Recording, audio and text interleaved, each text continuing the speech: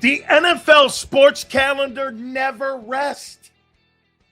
We are 10 days out from the NFL combines. We are getting closer to free agency.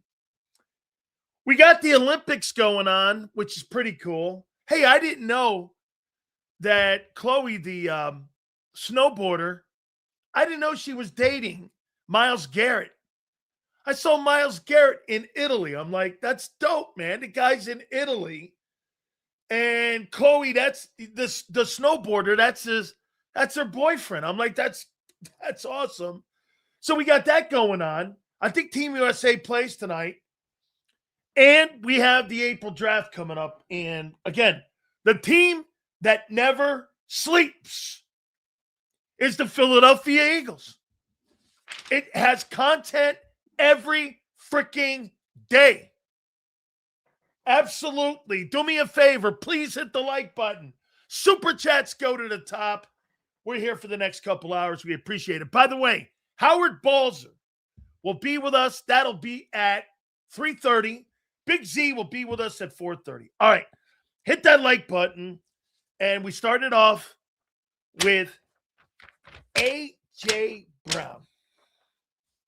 I want to read this, and I want you to tell me if you had the same takeaway as me. So, Jason Kelce was on WIP today, and I listened to the clip, and this is basically what he said about A.J. Brown. And then I'm going to give you my opinion of what it means. Jason Kelce on perceived lack of effort from A.J. Brown this season. He's just, unfortunately, a player who allows his internal frustrations to manifest into his play. I read you a scouting report, and it makes him play worse, which makes the offense look worse. Sounds to me like Jason Kelce's talking to me about a player that's not mentally tough. A.J. Brown's not a mentally tough player. I mean, I'm going to read it again. You tell me if you think what I take away from it, do you get the same thing? Kelce on the perceived lack of effort from A.J. Brown. By the way, it's a sound clip. You can go listen to it. And my opinion, that is an opinion now. You tell me if you have the same opinion. He just unfortunately is a player who allows his internal frustrations to manifest into his play, and it makes him play worse, and it makes the offense look worse. Okay? Sounds to me like he's not a tough guy mentally. That guy's not a guy you want in your foxhole.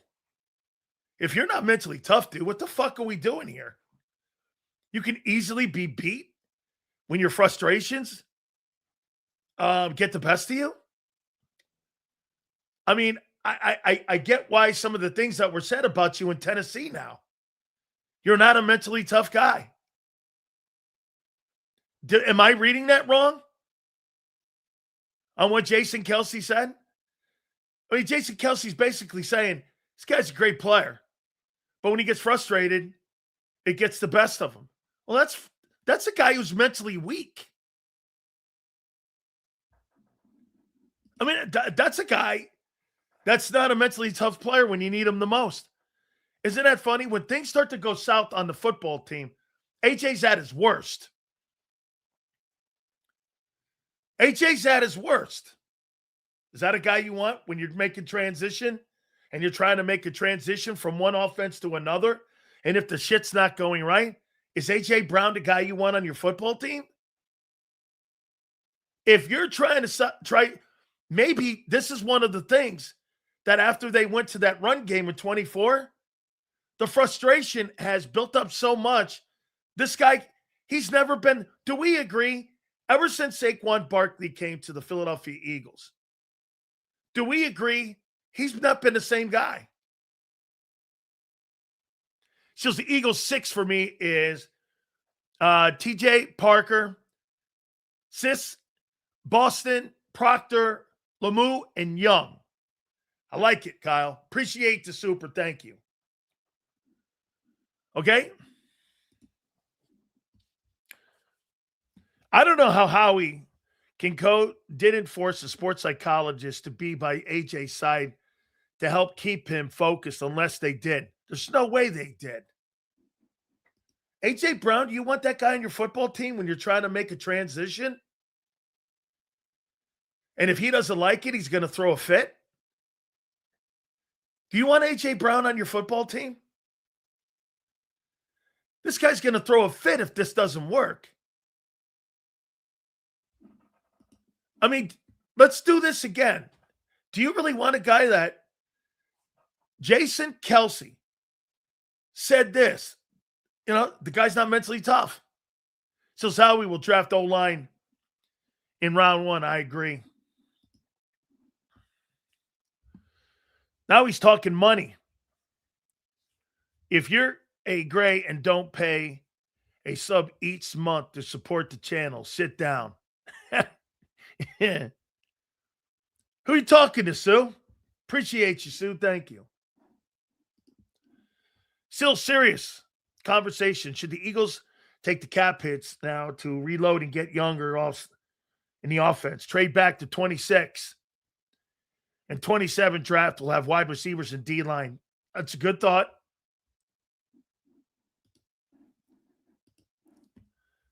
AJ all the way. Heard it yesterday. Wants the ball all the time. Piettis. I'm talking about Jason Kelce is saying right now. Jason Kelce saying that this guy's not tough. Dude, they're going to make a meteoric change in the offense. I heard Xander and John talking. So wait a minute. If shit starts to go south, Sean Mannion's going to go back to doing what they did? Why'd you fire Stoutland then? When I heard that today, Xander was on with John. You know what I wanted to do? I wanted to type in, if you go back to what you did, then why'd you fire Stoutland? If Sean Mannion goes into the season and shit's not working and you hired a guy to install a new system and a new way of winning, and then you revert back, what the hell did you fire Stoutland for?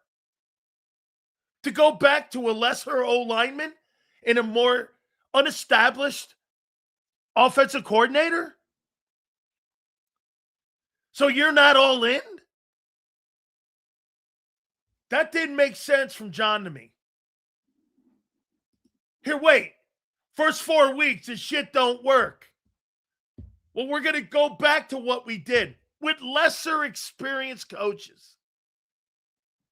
The stuff doesn't add up. Once again, dude, you're missing the fucking point.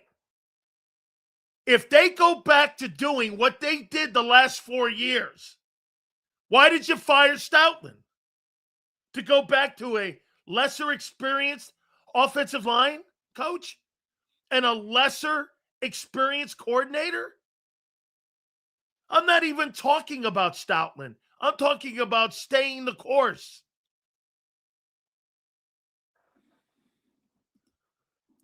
Come on, Sil. Stout out and had enough. You're missing the points, man. Listen, guys, I'm not going to go through that again. You're missing the point.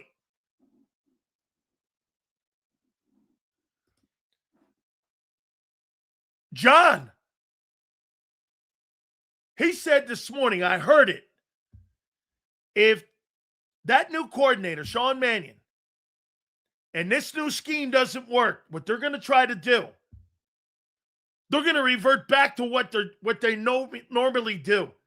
And they're going to adjust. Okay? Why'd you fire Stoutland?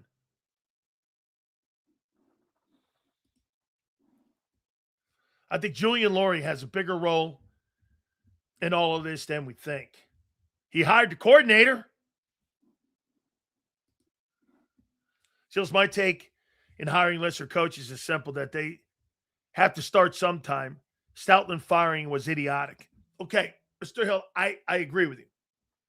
You got to start somewhere. But 5 guys?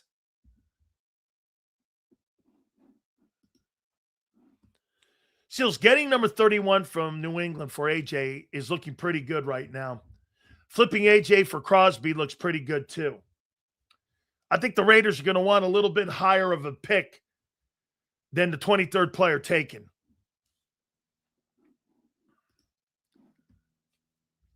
Seals, what do you think of Gennings Dunker? He fits the Stoutland mold, but unsure how he would fit in the new scheme.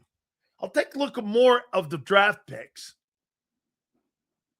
as we get closer to the NFL draft. We first got to get through free agency. I don't mind talking the draft picks. We're big college guys, you know. They're all trying to evolve the offense. Stout isn't waiting for them to fail and go back to the original offense. It's not rocket science. Stout left. He wasn't fired. He was pushed out, in my opinion. So, in your opinion, what's the key to the system working? The quarterback. On-time throws, dissecting defenses, being able to read defenses, processing. That's what's key to this. You've got to have to run a West Coast offense, I think you have to have an elite arm. And I think you have to have a guy who can process the defenses. This is a thinking man's offense. You don't really have to be an athlete to run this. Peyton Manning, Tom Brady, you don't have to be. That's why when you get somebody like Steve Young or you get somebody like Aaron Rodgers that is athletic, get this, look at this. The old scheme was bad. They were 50-18 with 2 Super Bowl appearances in the Super Bowl. I'm not even reading the rest of that bullshit. Scheme was bad. Back-to-back NFC champ. You won 3 NFC East championships in the last 4 years. You went back-to-back. You got 2 Super Bowl appearances, and you're 50-18. And you got a Super Bowl MVP quarterback. Get this. It wasn't a good system. Okay, guy. According to Kaplan's interview on your show, if the timeline adds up, Stoutland changed his mind when they hired Mannion. Probably so.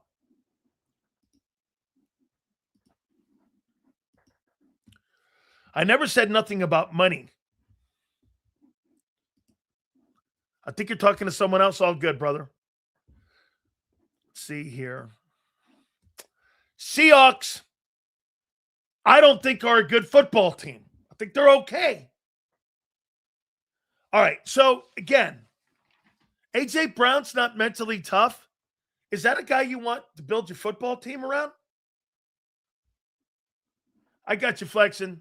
I got you, bro. Is that the guy you want to build your football team? This offense is for teams with bad O-lines. This offense is for a team with a really great quarterback, not an okay one. By the way, I thought it was really awesome. Adam Kaplan told you exactly who Jalen Hurts is. He's a good player. I think we've always said that too. Hurts is a good ball player, man. Elite? Nowhere near it. The guy's not an elite quarterback. I think you have to have a guy who knows how to read defenses to be in this offense. What people won't admit is that AJ and Smitty, with their incredible catches, bailed this team out for the last 4 years. I happen to agree with that. AJ's like that because he knew what would happen. Not ideally, but we are under the gun with money. That I agree with. And it's not exactly clear if other teams will pay or give up enough for AJ. That's a pretty damn good take. Was Keyshawn Johnson mentally weak? Absolutely not. Keyshawn Johnson was a pain in the ass.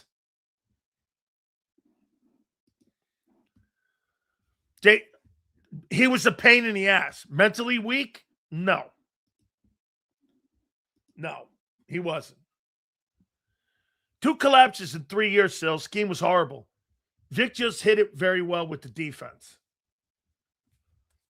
Dude, in the last 3 years, you've won back-to-back NFC East titles, a Super Bowl, and you're 3-1 in the playoffs. 3-2 in the last 3 years. Is that awful? Shit, you got me defending that shitty offense now. If the Raiders get their quarterback at number 1 and AJ at number 23 pick, that's a steal. What is Sills talking about? I'm not sure what you're talking about. What positions are deep in free agency? Let me take a look at that. I will do that in a bit. Remind me, Kyle. I don't care about you agreeing with, I'm not sure, again. You have no money to spend. Right now, they're about 23 million or 20 million cap space. Okay? 20 million. Guys, do me a favor. Hit the like button. We appreciate you. I thought that was one of the absolutely incredible lines that I read and really listened to when it came to Jason Kelce calling A.J. Brown mentally soft. Made me think this. Why in the world would I want to bring that guy back when I'm trying to make all these changes? Why would I do that? Okay, why would I want him back? By the way, here's something else to think. Wait a minute. I'm spitballing here. Why would I want to bring a player back that I have to convince to come back? You know what I'm saying? If I have to convince you to come back and play in Philly, I don't want the guy on my team. Right? Why would you want? I got enough trouble with the new coaches and the new scheme I have to do.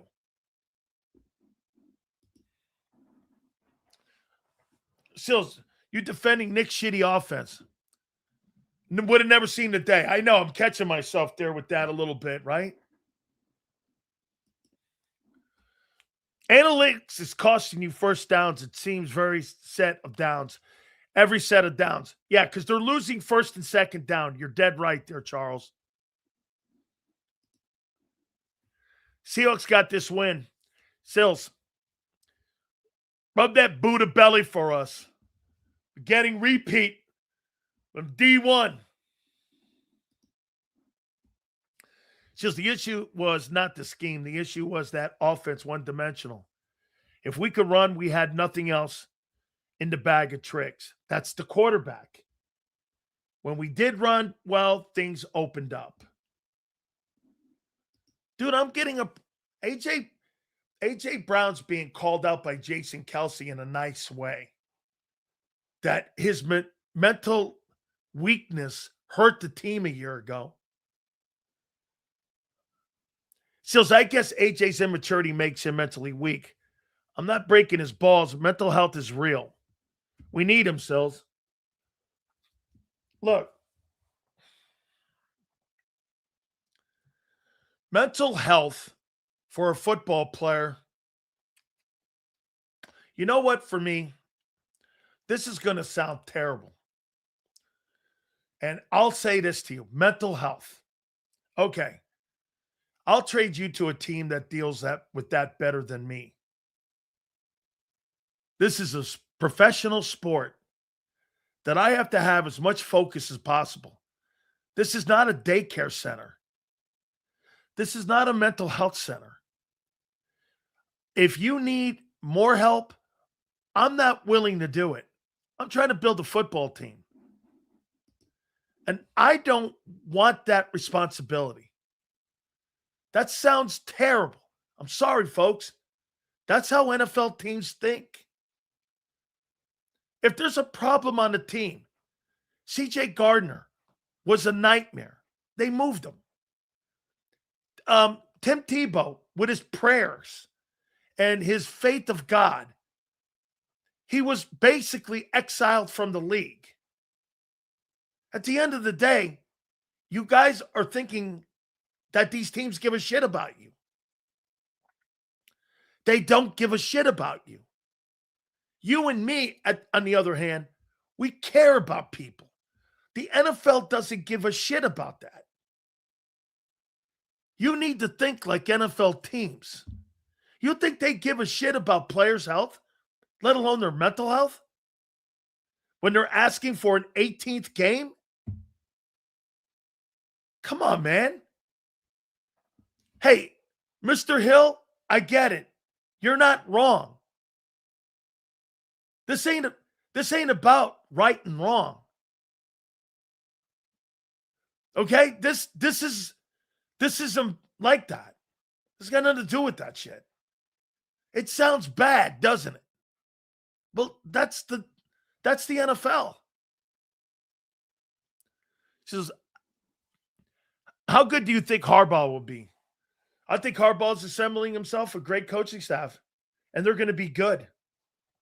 I don't know how good, but it won't be because of a lack of coaching. That's cold, Sills, but that's the truth. No one wants to admit it. Amen, brother. Hey, I don't like talking like that. I don't, because you don't sound like a cool dude. Well, the NFL, whoever said they gave a shit about health. Okay? I mean, nobody gives a shit. People use mental health as scapegoats. Look what Ben Simmons pulled. Hey, dude, I believe that it's a real thing. I get it. Organizations don't give a shit about it.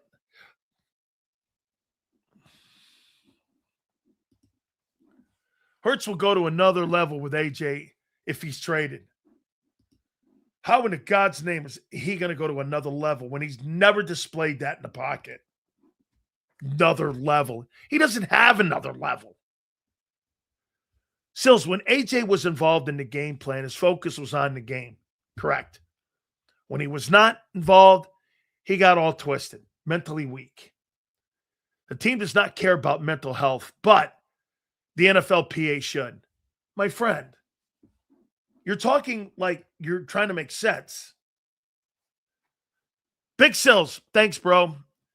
You got me to understand it's a ruthless business. Mr. Hill, you're not wrong to think that, and you should have compassion and empathy for people. I completely agree with you as a man and as a human. As an NFL guy, they could give three shits for that. They'd rather just move the problem. You think Mr. Hill, how about this? So if they cared about player safety, wouldn't there be more buys? Expanded rosters? They wouldn't be seeking 18 to 20 games? Those are the facts. Okay? Those are the facts in what you have. All right? Those are the facts. 3:30 p.m. I knew he would mess it up. 3:30 p.m. Eastern. Big Z, make sure you send it to him. I know you did. I'm sure you did. But 3:30 p.m. Eastern. Sills, I respectfully disagree about Jalen Hurts. I think Jalen Hurts is not the best quarterback in the NFL. Then second best, Jalen Hurts is really good. I know I may be biased as an Eagle fan. Listen, Shane, I think he's a really good player. I really do. I think he's a good player. Elite. The last two teams that won the Super Bowl, in my opinion, they won it with two non-elite quarterbacks. Seals, I would be intrigued with AJ off the team. Hurts will be forced to the ball and get the ball to Devontae and be forced to spread the ball. Actually, that's the next topic. Well, he is disengaged, runs only 3 routes, literally, and doesn't get the ball where he is open every play on the film. And Jalen's offense has ruined him. It's not Jalen's offense that has ruined him. It's the approach. in style of play. Style of play has get this. Style of play has disengaged John, A.J. Brown, and has disengaged and not developed Jalen Hurts. Okay? Mark Holmes has had mental issues. Well, bring that up with him. Okay? Bring that up with him. Hey. So, here's the next topic. Okay? Okay? Here's the next topic. A.J. Brown. Would this football team, the Eagles, be better? And do you believe they can win with Devontae Smith and with Saquon Barkley and the football and the new scheme going through those two and not having AJ? According to Jeremy Fowler, executives are expecting the Eagles to take numerous calls about potentially moving him. Do you believe that the Eagles can win games through Devontae Smith and Saquon Barkley? If they built the offense, okay? If they built the offense through A.J. Brown not being here,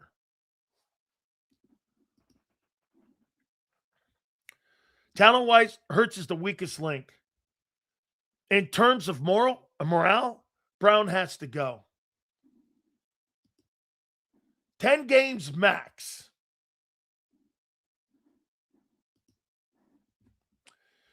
No AJ, Hurts won't have 15 TD passes.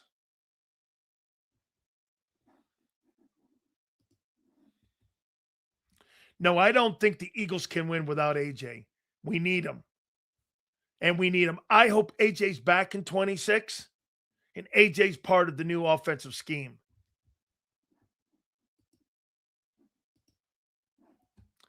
Yes, but the issue with Saquon and Hurts have a captain struggle. Is this Hurts' team or Saquon's? Saquon's more of a leader, in my opinion. They both are different. I feel there's a locker room situation like T.O. and McNabb. I don't believe that at all. RC3. Do you think AJ's bullshit is hurting Hurts? It's a good question. Maybe a little. Sills, when do the Eagles hold Howie on the hot seat? I don't believe Howie Roseman will ever be on the hot seat. Not in any time or any foreseeable future. I don't believe that.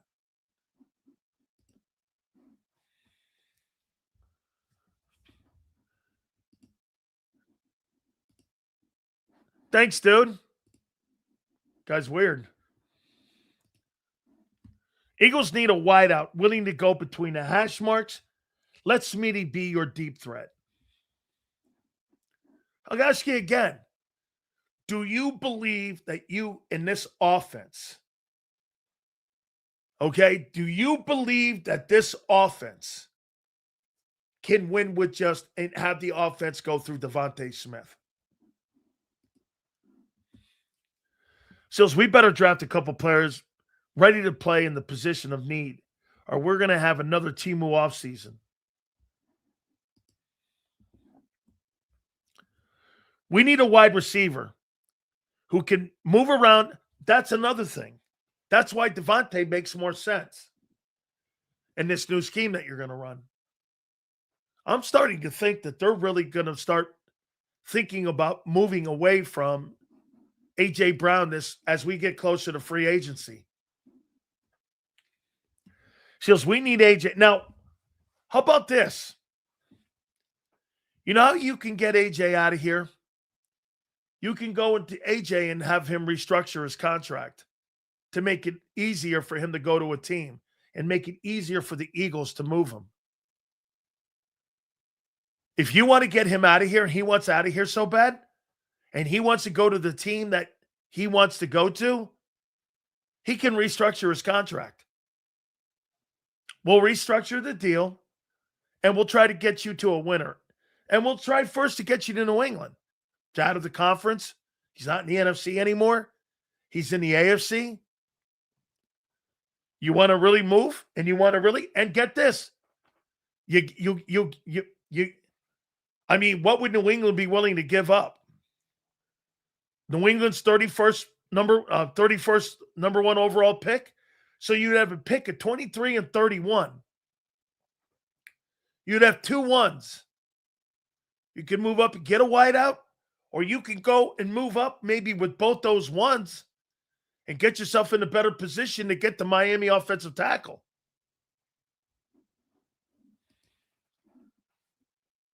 Great take on Devontae. He was a Heisman Trophy winner. I don't think he could be a number one in this offense. And the new one you're putting in, the quarterback's the issue. The quarterback is not a West Coast guy. He'll never be. Now, what variation are they going to run with that? No player would take a pay cut to get traded. Nobody's. Kevin Byard restructured his contract when he left Tennessee to play in Philadelphia. He had a big-time contract, restructured his deal. And, well, then you're going to go to the Browns. Then you're going to go to the Titans. Then you're going to go to shitty teams like Arizona. You're not going to get to go where you want. He has no control over his destination unless he redoes his deal. AJ, it's either here or a shitty team. If you restructure, that's a different story. He has no control.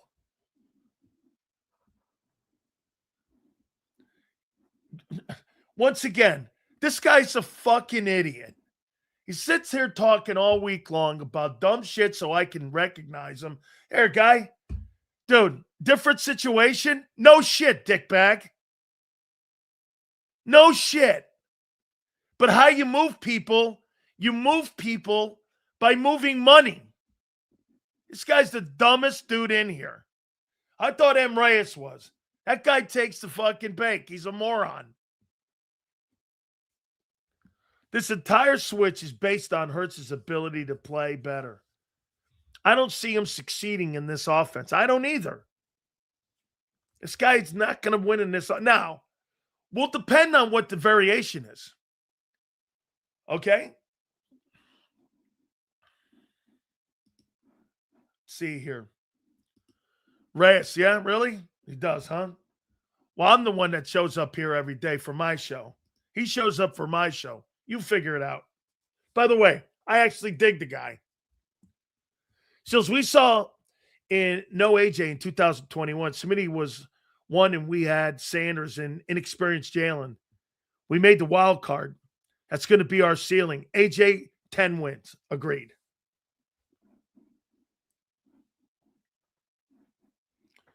Comeback? It's not really a comeback. It's facts.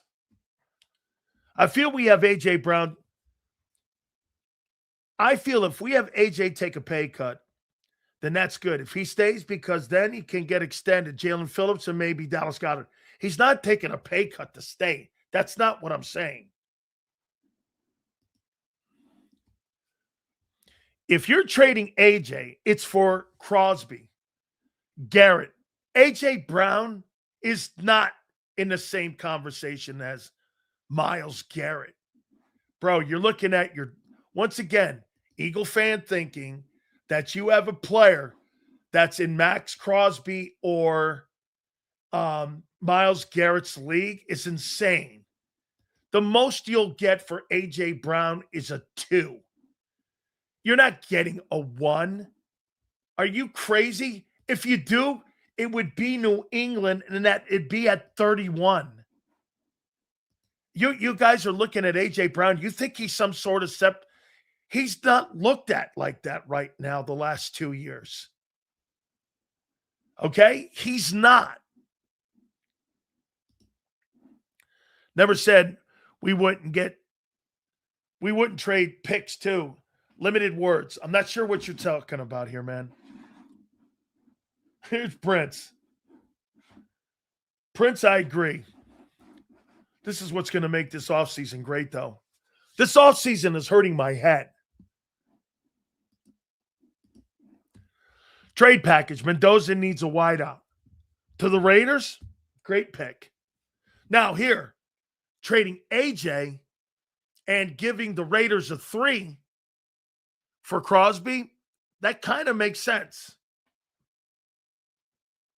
That makes sense. Crosby's a better player than A.J. Brown right now. He's a better football player. Abe, okay, let's see here.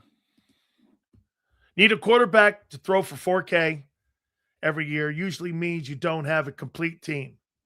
That's right. The more elite the quarterback, the lesser the team. You notice that? They got the money. They got the money. Boy, hey, man, Crosby and Aiden Hutchinson on each side. Detroit would go to the Super Bowl. Shields, you got to pay attention in the chat. I pay attention to what I want to pay attention to, but I appreciate you, my friend. Denny Sills, Kubiak already said he'd evaluate on the players, not guarantee they will take Mendoza. I think Mendoza's a third-round pick. He's not impressive to me. Like, if I'm gonna build a football team around a quarterback, he ain't it. So the quarterbacking system is the main reason AJ's value has dropped. Maybe a little.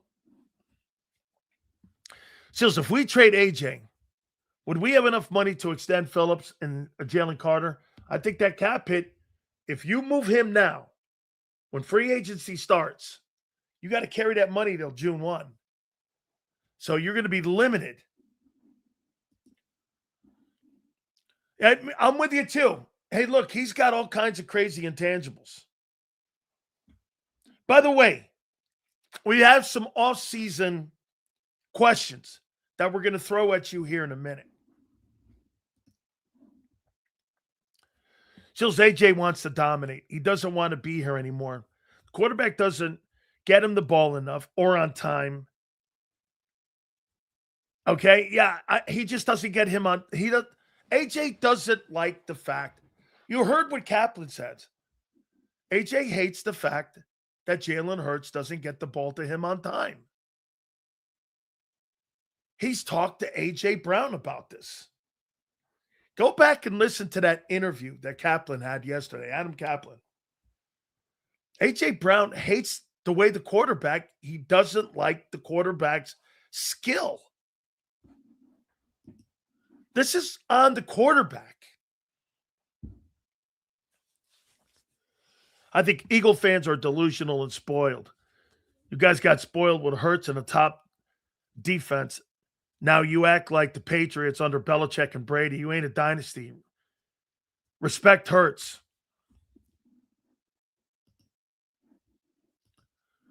Kaplan told the truth.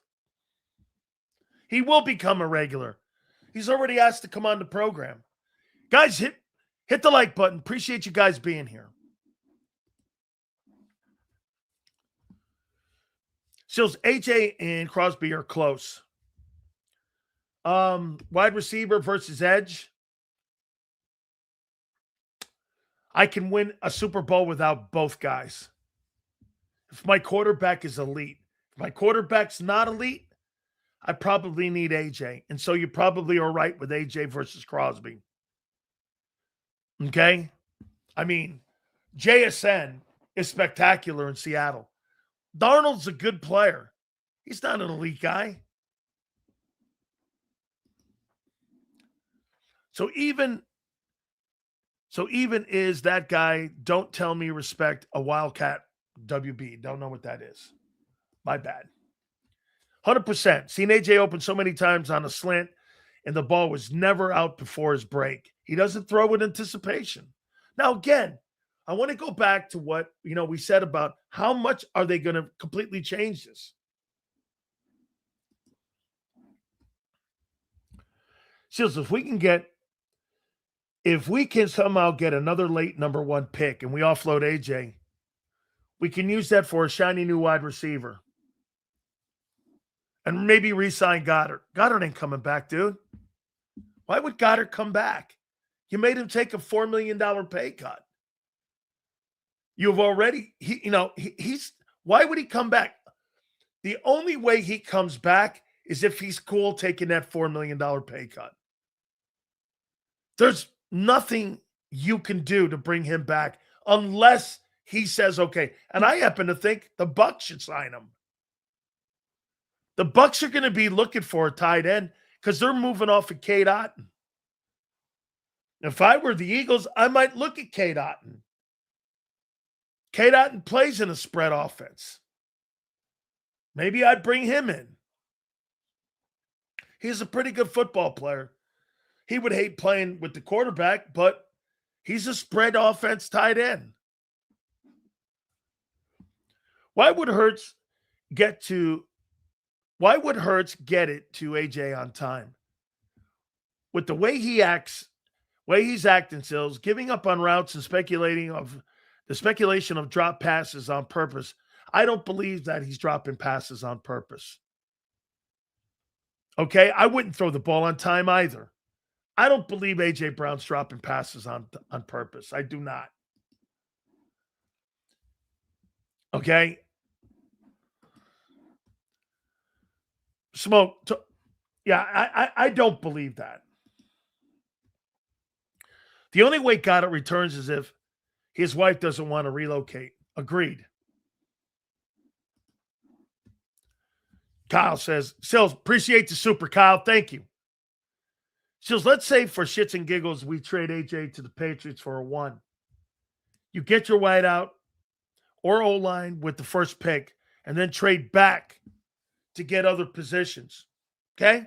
I'm in there. I could be in there for that.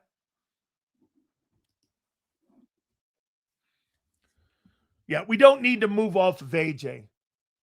It's just a matter if he wants to be here or not. I feel his message is getting a little bit convoluted, but I think it's also getting a little bit tiring. He didn't help himself by leaving immediately after the game. You're talking about him being in the locker room when he left. You want to know who did drop passes on purpose? That Jerry Judy. How he tried to screw Sanders on the Browns for the Danny Loser boy coach Stefanski. How does dropping passes help you if you're going to become a free agent, though? I always dismiss that.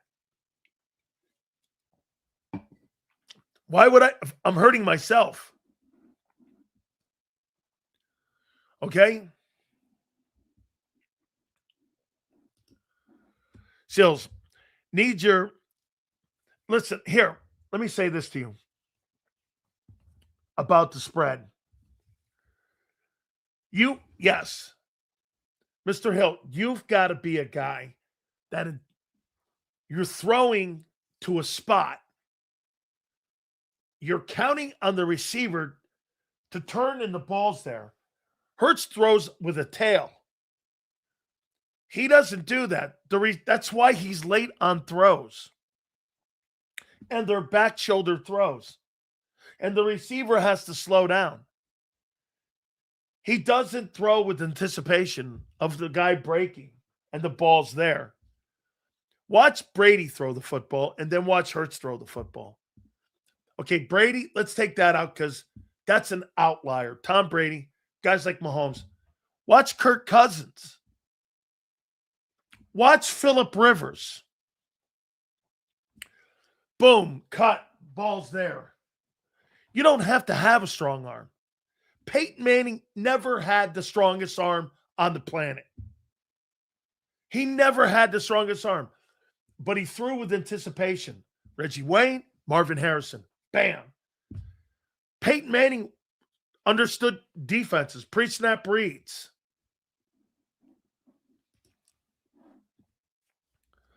Still agree or disagree with this? AJ is so set on leaving, redo the deal, and we will trade. I think you mentioned it, which allows us to keep our core.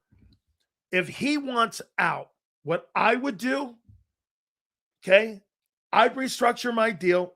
I'm not looking to take less money, but you got to make it so that it's convenient for the Eagles to be able to move you to a team you want to go to. If you just go like this, I want fucking out of here. They're going to send you to the Titans. They're going to send you to the Jets. Why? The Eagles want to get high picks. If you're going to get a 2, I want a high 2. I'm not going to send you to the Patriots. The Patriots are going to be low 2s, 3s, 4s, whatever. And that team still has to take on the dough.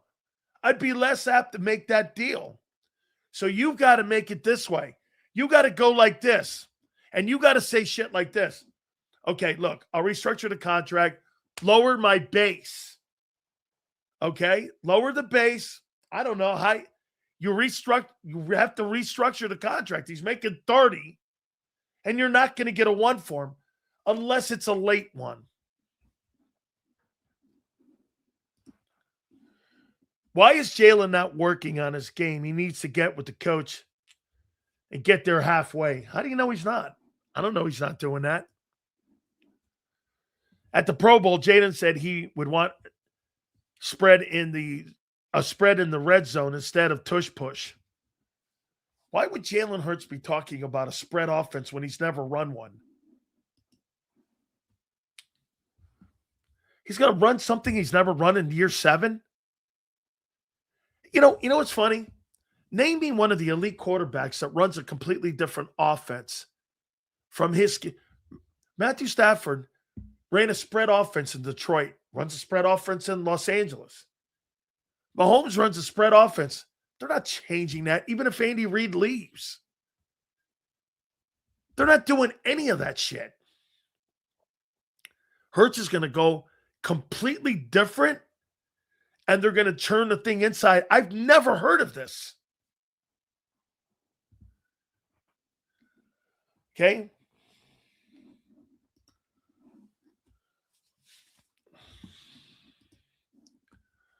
Well, Hurts was not training with the wide receivers and tight ends last season. Is there any quarterbacks in Philly? I remember the comment. I do. I remember the comment. Vic isn't elite, though. Michael Vick wasn't an elite quarterback. He was an elite talent. What is your biggest thing about Jalen Hurts that you think that you like and don't like? Okay? I like this. I think Jalen Hurts is a winner, but Jalen Hurts also may be physically limited at some things. We've seen he can throw over the middle. I've never seen Jalen Hurts really consistently throw over the middle. What do I like about Hurts? I like this question, Shane. When I say this doesn't mean he can read defenses. I think Jalen Hurts sees the game well. I think he's smart in game. I think he knows when to get down, when to slide. I think he knows not to make mistakes, even though I hate the sacks. I think he's a smart ball player. I think that smart makes him a winner. I think he's a smart dude. Look, I don't care about the off-color stuff. His personality's not quite what I would want in my quarterback. I don't think he's vocal enough. But I do think like there's a lot of things you like about the kid. He's a winner. He's tough. He's tough.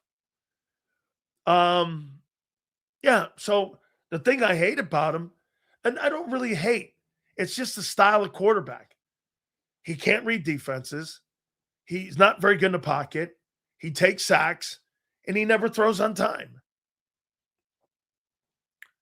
And get this, with all those limitations, he somehow figures it out. That's why it's not consistent. All those limitations is the reason he's not consistent, because he's really not good at anything when it comes to throwing from the pocket. I mean, people go like this, he's got a big arm. So what? Big arms don't win. Smart football with the ball, being able to spread the ball around, anticipation throws, all of that shit. Check downs. It's funny. The shorter the pass, the more success you have. Not the deeper the pass. So when people go, he throws the best deep pass. Well, Brady never did.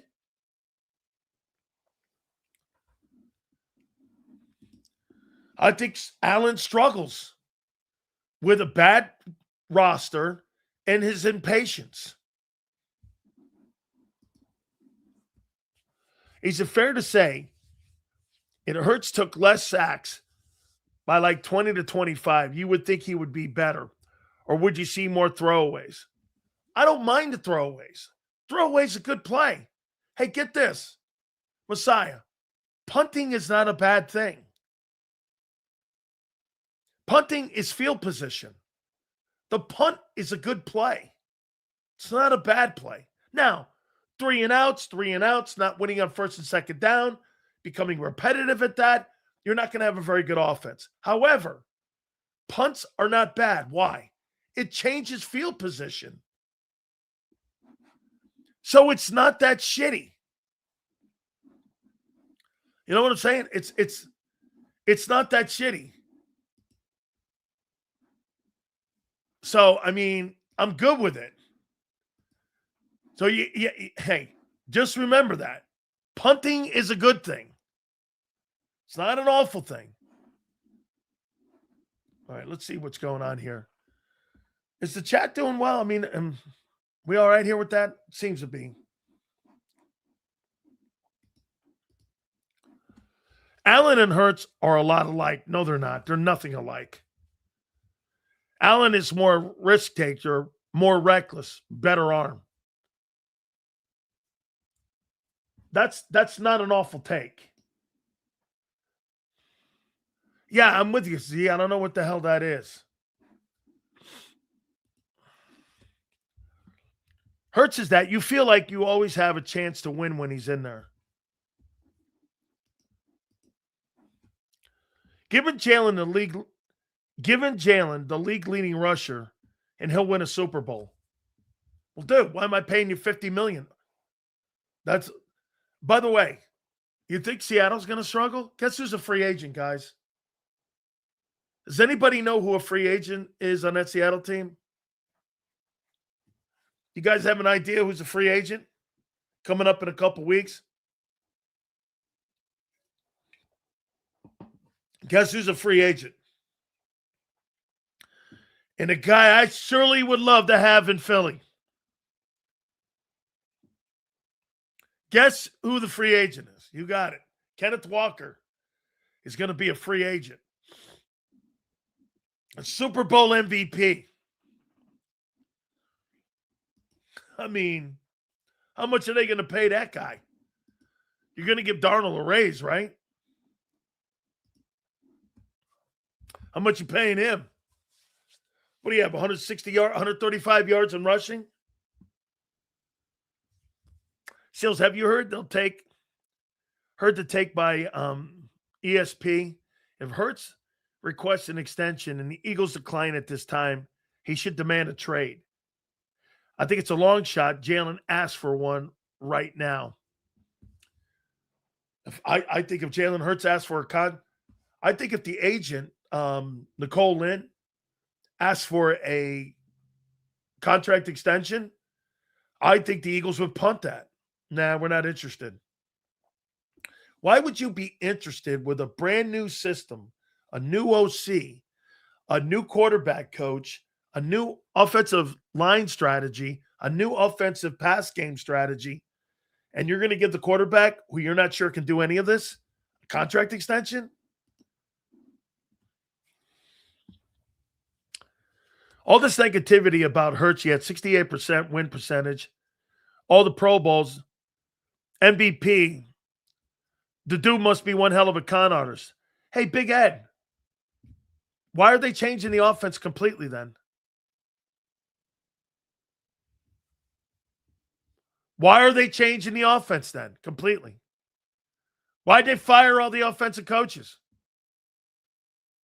Any idea? Why did they? You have a super team? You got beat by the 49ers with the JV team.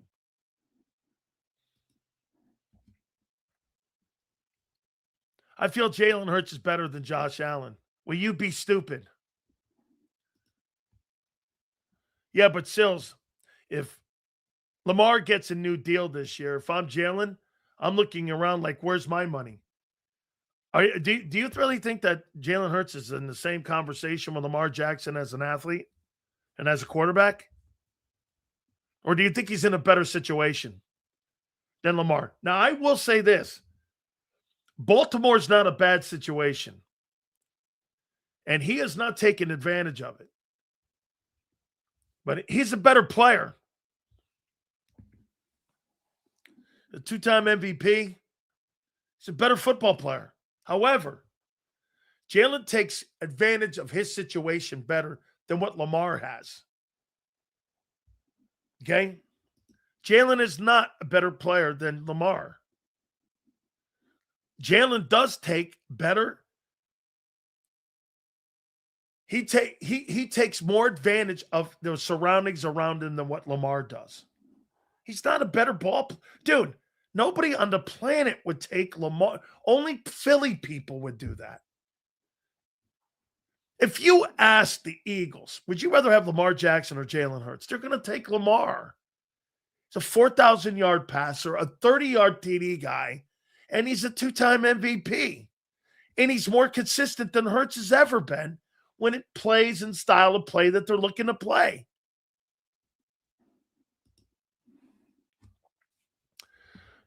How about this? Outside of 22, has Jalen Hurts ever played with the consistency on a week-to-week basis that Lamar Jackson has? Yes or no? Has he? Has he played with more consistency? Anybody? He has? What year was that? What year was that? Here's Lamar Jackson.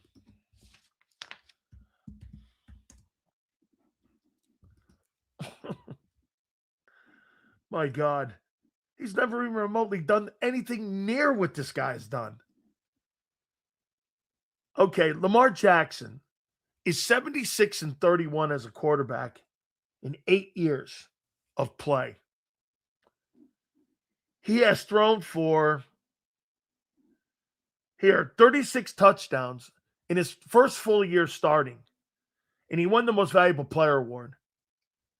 That year, he threw for 3,200 yards, 36 touchdowns, and he ran that year for what? 1,200 yards and 7 touchdowns. What? I mean, in 24,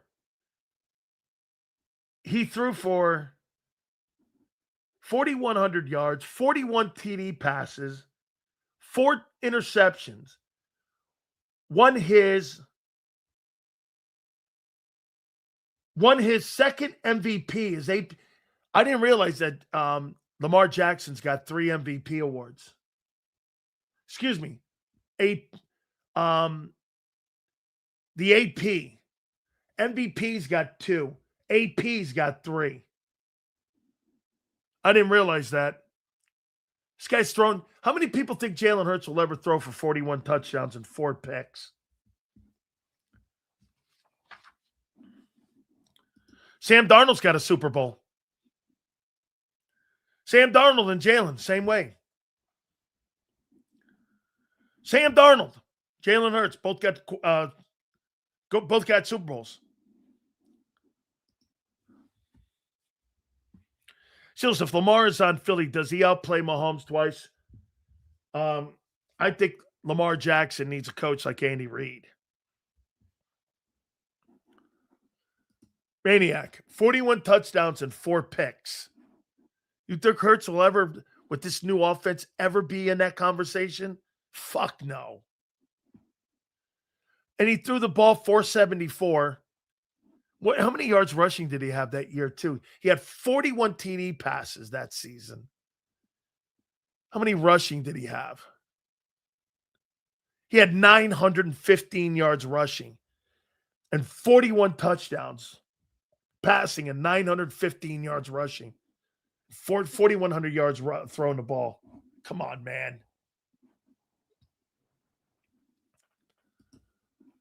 Sills, Hurts has a Super Bowl win with an MVP. Dude, I told you this before. It's tougher to win the MVP award in the regular season than a Super Bowl MVP. 6 months of football versus 60 minutes? You tell me, Big Mike, what's tougher to do? 6 months of consistent football or 60 minutes of football?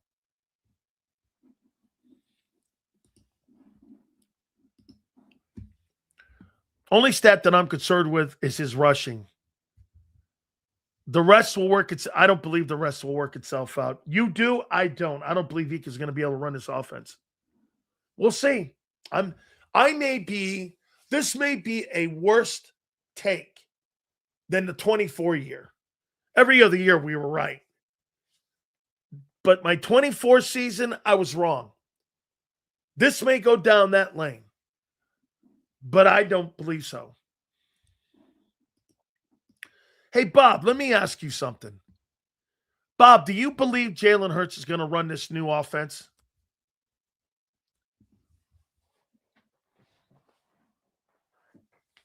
Do you?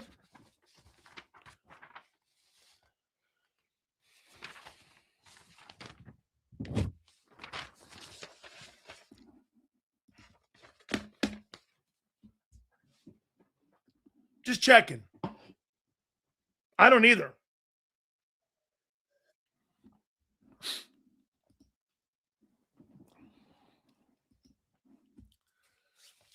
There's a slight chance, I won't lie, Sills. I believe it depends on how much they go there, right, Abe? Abe, I'm not rooting against them. Don't kid yourself. Covering Jalen Hurts has been a great thing for me. I'm not rooting against him. That's not true. I am not. You've never heard me say bench him or get rid of him. Okay? Abe, you've never heard me say that.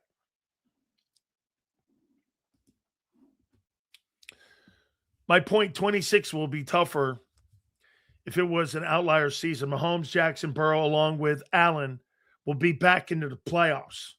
I believe a little bit of what Jason Cole said. Okay, so here's Shane.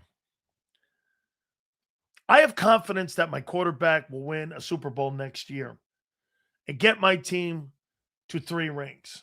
I will always be thankful for Jalen Hurts. He plays his best in the Super Bowl. Both his best games have been in Super Bowls.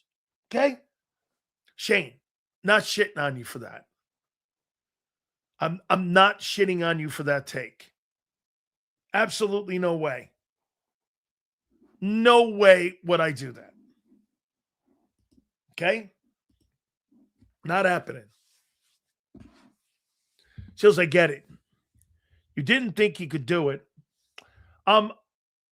The only reason that he did do it is because you guys had the greatest running game in the history of pro football, and you guys ran yourself to the Super Bowl. He played great in the NFC title, and he played great in the Super Bowl. Other than that, it was all Barkley. Okay? He was never Jalen Hurts in 24 was not going to lead the team to the Super Bowl. After 4 games, they went with Barkley, not Hurts. Doubting the kid? Dude, that was smoke and mirrors. He was never going to go week to week leading you. He was never going to do that. Barkley was the guy who gained $2,000, 2,700 rushing yards. He got to the NFC title game. He played really. Jalen Hurts, in my opinion, in games that matter, there's no doubt. NFC title game. The first NFC title game, he didn't do shit in that against the 49ers. He was great in that Super Bowl that year that you lost. I thought he was okay in the Super Bowl. He was a little better than Sam Darnold. You think Jalen had a great Super Bowl? I don't. I thought he was okay. The Super Bowl 22, he was great. I thought he was great in the Super Bowl. In the 22 Super Bowl, he was great. The 24, I thought he was okay. I thought the defense was better. So has the MVP award always been an individual stat award rather than a team combination award? Isn't the V value to the team overall? Well, here, I think the MVP in my book means the most valuable person to your team. I'll ask you guys this question. Who was the most valuable person to your team in the 2024 Super Bowl? See, you're lying, bro, okay? I'll ask you this, folks. Who was the most valuable person to the 2024 team? Hurts or Barkley? Hurts or Barkley? No. Hurts or Barkley? Who was the most valuable person as a player to the team in 24? Jalen Hurts or Saquon Barkley? Barkley. Wasn't Hurts. Hurts played great in the game. And it wasn't great that year like that. 2,900 yards and 18 touchdowns. He wasn't great. Again, a Jalenite. Clearly Hurts, Jalenite. He thought 2,900 yards and 18 touchdowns led that team to the Super Bowl. The fucking stupid take. MVP is the player the team cannot survive without. Hey, Mikey, you think you could have survived 24 without Barkley?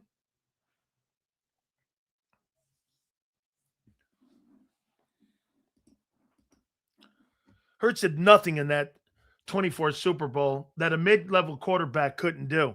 Rasputin, I completely agree. Now, the 22 game, he was great in. He was great in that game. Can't take that away from him. Can't take the 24 Super Bowl away from him either. That's not what I'm doing here. You could say it's Hurts without Hurts. Saquon would have done it. The threat of Hurts enabled Saquon. Bro, the threat of A.J. Brown being out there, they had no passing game. They were 28th. You're out of your mind, Gabe, if you think that team was led by Jalen Hurts in 24. Jesus criminy. Jeff Stoutland got fired because Barkley couldn't get going in 25. Not because Jalen couldn't get the offense going. He got fired because Barkley couldn't get going. Okay? That's a great call, Mikey. Sills, what are the chances of signing Phillips? 30%.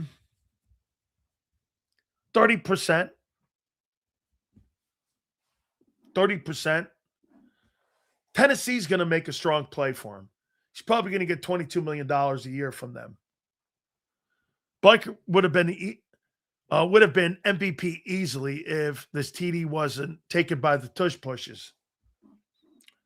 That's why they never put him in his contract when he came to Philly, too, by the way. A mid-level quarterback is not putting up 300 yards of offense.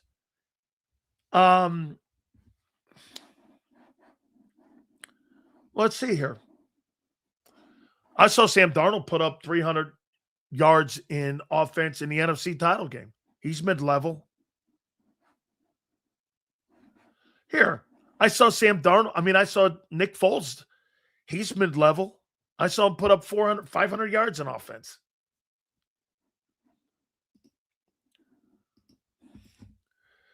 Sills was literally calling Barkley washed up when we signed him, as everyone else was. And by the way, how'd that one-year wonder work out? Got your Super Bowl. There were people in here like M. Reyes telling me they were going to go back-to-back $2,000. I made a prediction and said he'd never get over 1,400 yards. Shit, he didn't even get over 1,100 yards.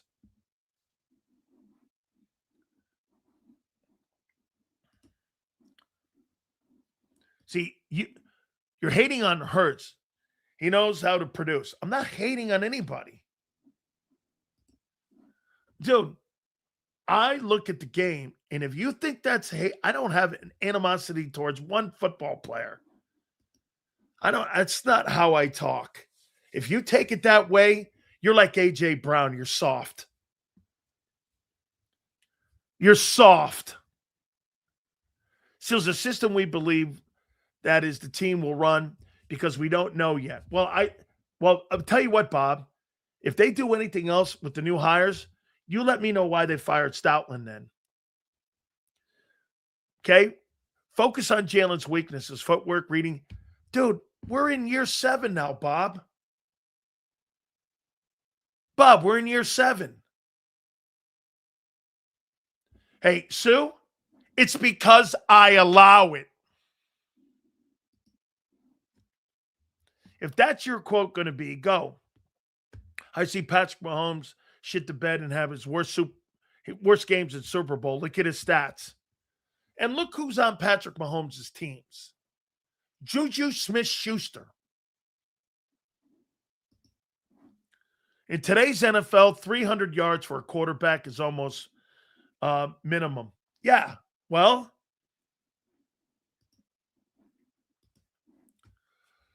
Hurts is a coach's kid. I don't care about that shit anymore. I just know the Eagles are going to win the Super Bowl next year with a more modern NFL offense built to Jalen's strengths. So, Shane, you think a spread offense is built to Jalen's strengths? All right. Let me get to – we're going to get Howard Balzer at the bottom.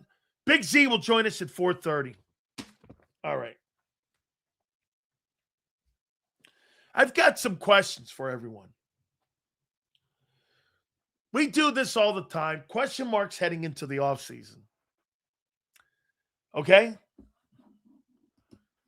You're finding excuses for everyone else. Excuses? Like what? How many people in here think that Josh Allen plays on the same talented roster that Jalen Hurts plays on? How many people believe that? I'll show you what he's trying to say.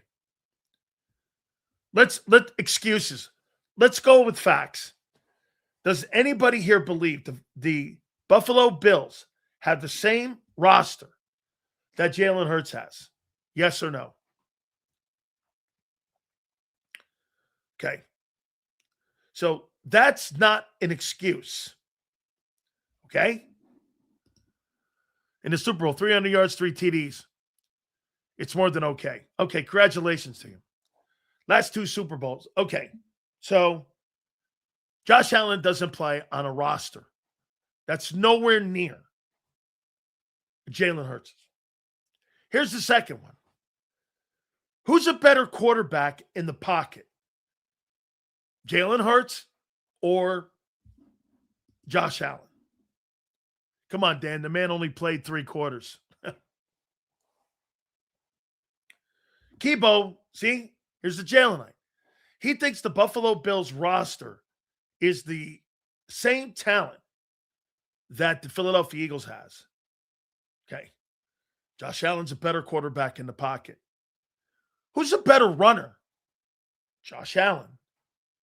Okay? Who's not missed a game in 7 years? Josh Allen. Guy played even with a broken foot in the AFC title game. I mean, they win because of him, not because of that team.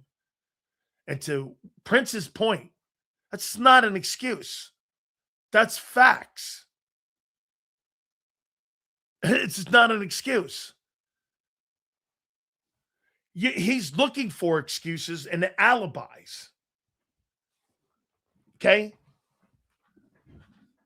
Really? When in the last 3 years did the Buffalo Bills have a better roster than the Philadelphia Eagles? When exactly did they have a bad roster compared to the Eagles? When did Kibo? When did the Bills have a better roster? In the entire Josh Allen era, when have they had a better roster than Philly? When? Can you tell me? Hold on. This is the point we're making. Again, we move on. He got a few. It's because he's an idiot. Don't talk about Silsbo. He's going to crash out worse than Hogan. Twiz, you mean like your Eagle team did against the Niners? Hurts Island is no joke. A lot of Jalen syrup to go around. Boy, I'll tell you. All right. So here's my questions. Heading into the offseason, okay? Hurts, how do you think he meshes with Sean Mannion and Josh Goedert? How do you think that will work with those three guys? I asked you this question last year. I went back and looked at some of the topics. The first question I asked you guys, how do you think Jalen Hurts and Kevin Patullo would go? You know what M. Reyes said? I got it written down. Seamless transition. Okay? So I'll give you a shot at it again and ask you the same questions. How do you think Jalen Hurts and Sean Mannion and Josh Goedert, how do you think that meshes? How do you think it goes? Okay?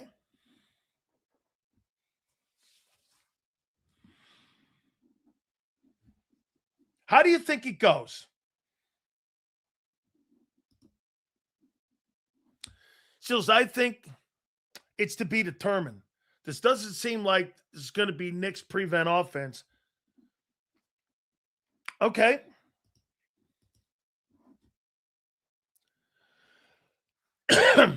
Jalen, he's only because, hey, Mikey, I got it. Here. Seamless transition, redo. M. Reyes thought that Jalen Hurts and Kevin Patullo had a seamless transition. He thought that was a good relationship. M. Reyes liked Kevin Patullo as a coordinator. Okay. All depends on AJ Sills. He's the equalizer for the most part. They go away from the RPO, and it's like taking sugar out of the Kool-Aid. Reyes injecting himself with Jalen virus. Okay. Let's go to this one.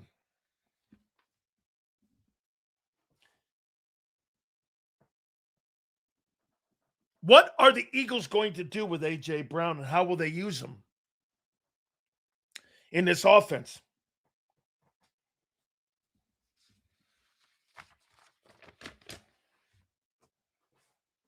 What will the impact be?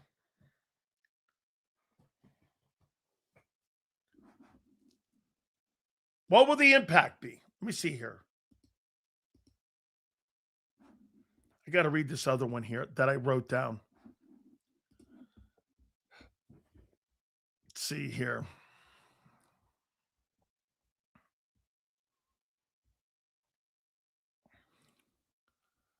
Yeah, here. I got one more.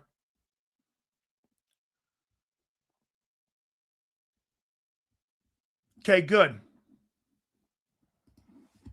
What will the impact be? Seals, is Sal Palantonio possible to get on? I love that guy. We'll try to get him on. We've had him before, I believe. Okay. How will they use A.J. Brown in this new offense? If he stays, how will they use him? Anyone? All right. Here's another one. What is the impact? Instead of Jalen Hurts, what's the impact that Sean Mannion will have on Saquon Barkley? What impact will he have on Barkley? Told Z on a post game, AJ's mentally checked out. Kelsey spoke a while ago. This has been going on since 23. Brought Bryard and Julio in 10-23 to pacify him. I told you this. By the way, they're looking to draft a quarterback at 2 and 3. Kim, pretty good take there. Appreciate you. What do you think that Sean Mannion's impact has on Barkley, if any? More outside runs, I think Mannion will bring in. Put Barkley in space. Tackles are your best in the offensive line right now. He will have Barkley near 2024 Barkley. He'll be an MVP again. And Hurts running more. Well, wait a minute. Then why are you firing? Wait a minute, Shane. Then why are you firing Jeff Stoutland if you're going to run more? Barkley's going to run less, dude. Do you think they're coming in to revamp the run game or the pass game? I don't think you know what you're talking about here, Shane. So you think Barkley's going to get back to 2024? That's 350 carries. And you think Jalen's going to run more? That's 150 carries. You're talking 500 carries. I thought this dude was brought in to change the offense in the pass game. I mean, that doesn't make sense. Dude, Hurts is going to run less. Maybe Jalen will finally throw a check down to Barkley. That would be incredible. He starts throwing checkdowns to Barkley. That's going to open up the passing game. Dude, they have no screen game whatsoever. That's zero. They have 5-yard outs. Boom, boom, boom. That's what they have. They have 5-yard outs. All right. Guys, Big Z's going to join us. That will be at 4:30 Eastern time. I got to tell you, we've been very fortunate over the last 3 days to get some Hall of Fame voters on the programs. I talked to Armando Salguero. Right after the Super Bowl, we talked to Jason Cole. And Jason was talking about the Super Bowl. We're going to go all over this with Howard Balzer here because I'll tell you what, the last couple weeks here, I think unfairly, and I know a lot of folks over at the Hall of Fame. They follow me on Twitter. I've known them all the way back to David Baker. Of course, my uncle's in the Hall of Fame. And I talk to these folks, and I think it's very unfair that these voters, again, are being attacked over the last. Listen, how many times has Howard Balzer and Jason Cole and Armando told you, look, dudes, I got 3 votes. You want me to vote for 3 guys with 3 votes, and I happen to agree with this sentiment. I don't believe owners belong in the Pro Football Hall of Fame, first and foremost. I believe coaches and players do. I'm sorry, I don't. I get contribution. You could put them in a category like you do with the radio and TV guys for like the Roselle Award, I think it's called. But, dude, players and coaches supersede everybody, in my opinion. They supersede everyone. I mean, a player or a coach, me, I'm putting the player in. I'm not putting the coach in. As great as Don Shula, as great as Bill Belichick, at the end of the day, I'm going player, dude. I played against Roger Craig. I text Roger Craig. Congratulations, dude. I think it's long overdue. I mean, you're only the third guy off those 49er teams that won 5 Super Bowls. You're only the third guy offensively. It's insane. Those teams dominated. I played against those teams. They were like insane. Their second, that 84 49er team with the backups, that's one of the best football teams I've ever seen. All right. And first and foremost, want to get my friend, get his opinion on the Super Bowl. Then we'll get into that other stuff here in a minute. But one of my favorites, we talk to him all the time. I saw him on with Jason Whitlock, I think, too, a couple weeks ago. I thought maybe last week, which was totally dope. I sent Jason a text that was great. He is our friend. He is a Hall of Fame voter. And he is, again, like we said, always here. We always love him here on the program. Howard Balzer joins us now. How you doing, Howard? I'm doing well, hanging in. I know you want to maybe get back to some of those things you just said, because I certainly would like to react to that. The one thing I'll say quickly is let's start there. Well, let's start there then, Howard. We'll get into the game then. I mean, listen, I the one thing that I understand, and I will not go down this lane because there is a bylaw in what you guys cannot say about other voters that were in the room.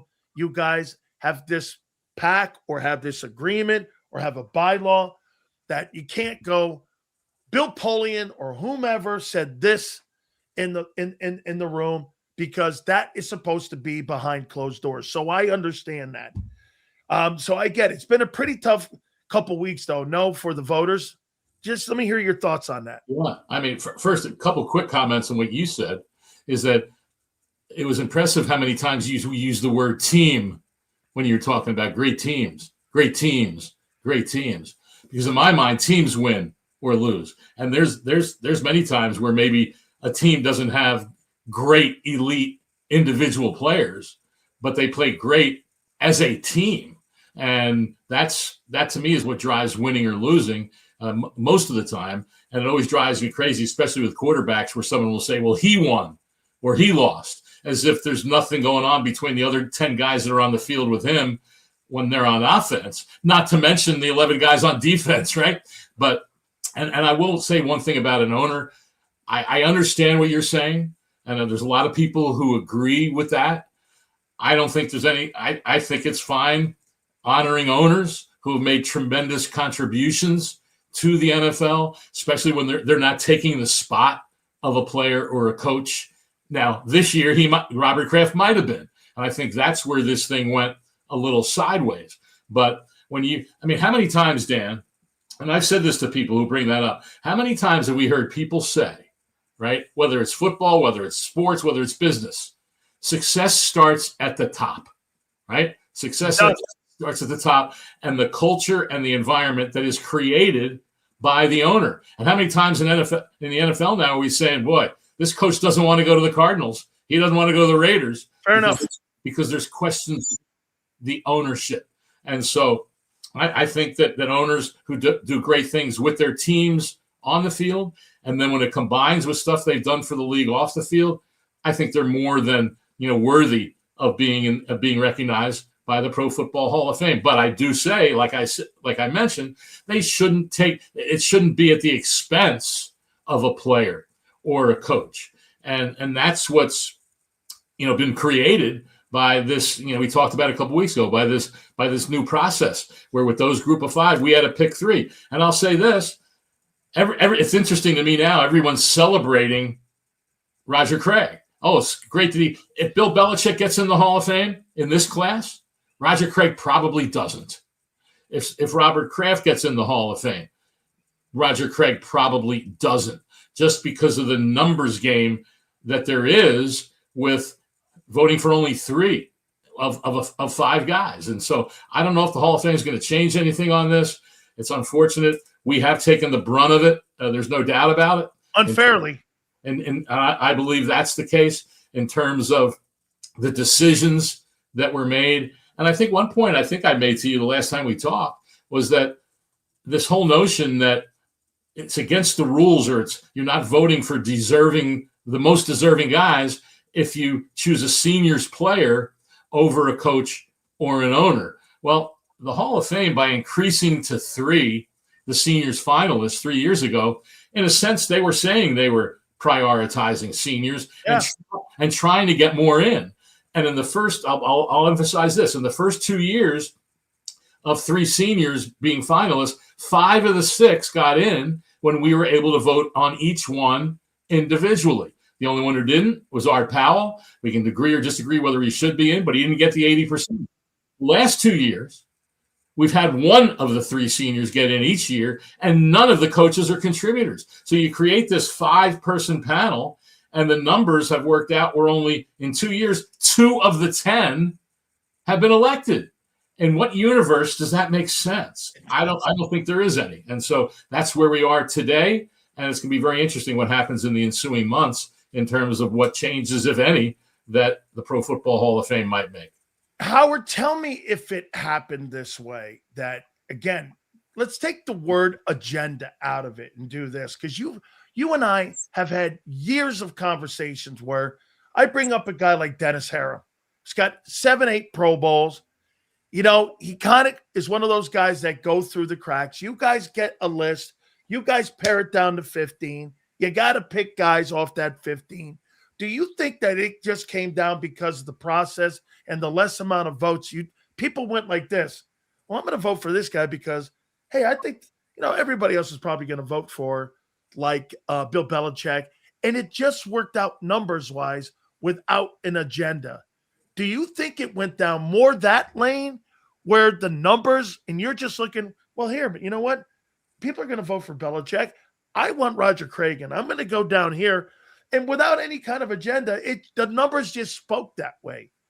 Did it work out like that? Because I can't see you. There's no freaking way on the planet you're going to go, I hate this guy, so I'm not voting for him. I think if you hated a guy, you'd still vote him in. Totally. Hey, you know what? And I've used this example, and I saw several columns written in the wake of all the Belichick furor that there was when it got leaked in advance of people saying categorically whoever voted against him because they don't like him. I said, come on. Now, I've never done that. I don't believe the other voters do. You're voting on what you said. On merit. On who else is in the group. And the guy I've always used as an example is Warren Sapp. I mean, nobody liked Warren Sapp. Nobody did. And yet as a first eligible player, he got into the Pro Football Hall of Fame on merits. Hey, Howard, watch this. This is he's a hurricane, but okay. So please continue. People create these, not agendas, but they create these narratives to somehow explain why this happened when they can't just look like I said, at the numbers. And it's what the numbers. I don't know what the result would have been if we were voting individually on each guy like we had for decades and decades. But I would, and I can't guarantee anything, but I know more than one of the 5 would have got in. And there might have been another senior, who knows? All 5 might have got in. But the point being is that only 1 did. And that's a product of the vote, because there's only so many votes to go around. I mean, and we don't even, you know what, Dan? We don't even know if Roger Craig actually got 40. We don't know if he actually got 80%, because they have one thing that's led to this, the Dion factor of the elite and then a whole bunch of other guys that get in. One thing that's led to that, and this goes back to the inception of the Hall of Fame, I believe, is they've had minimums that get in, right?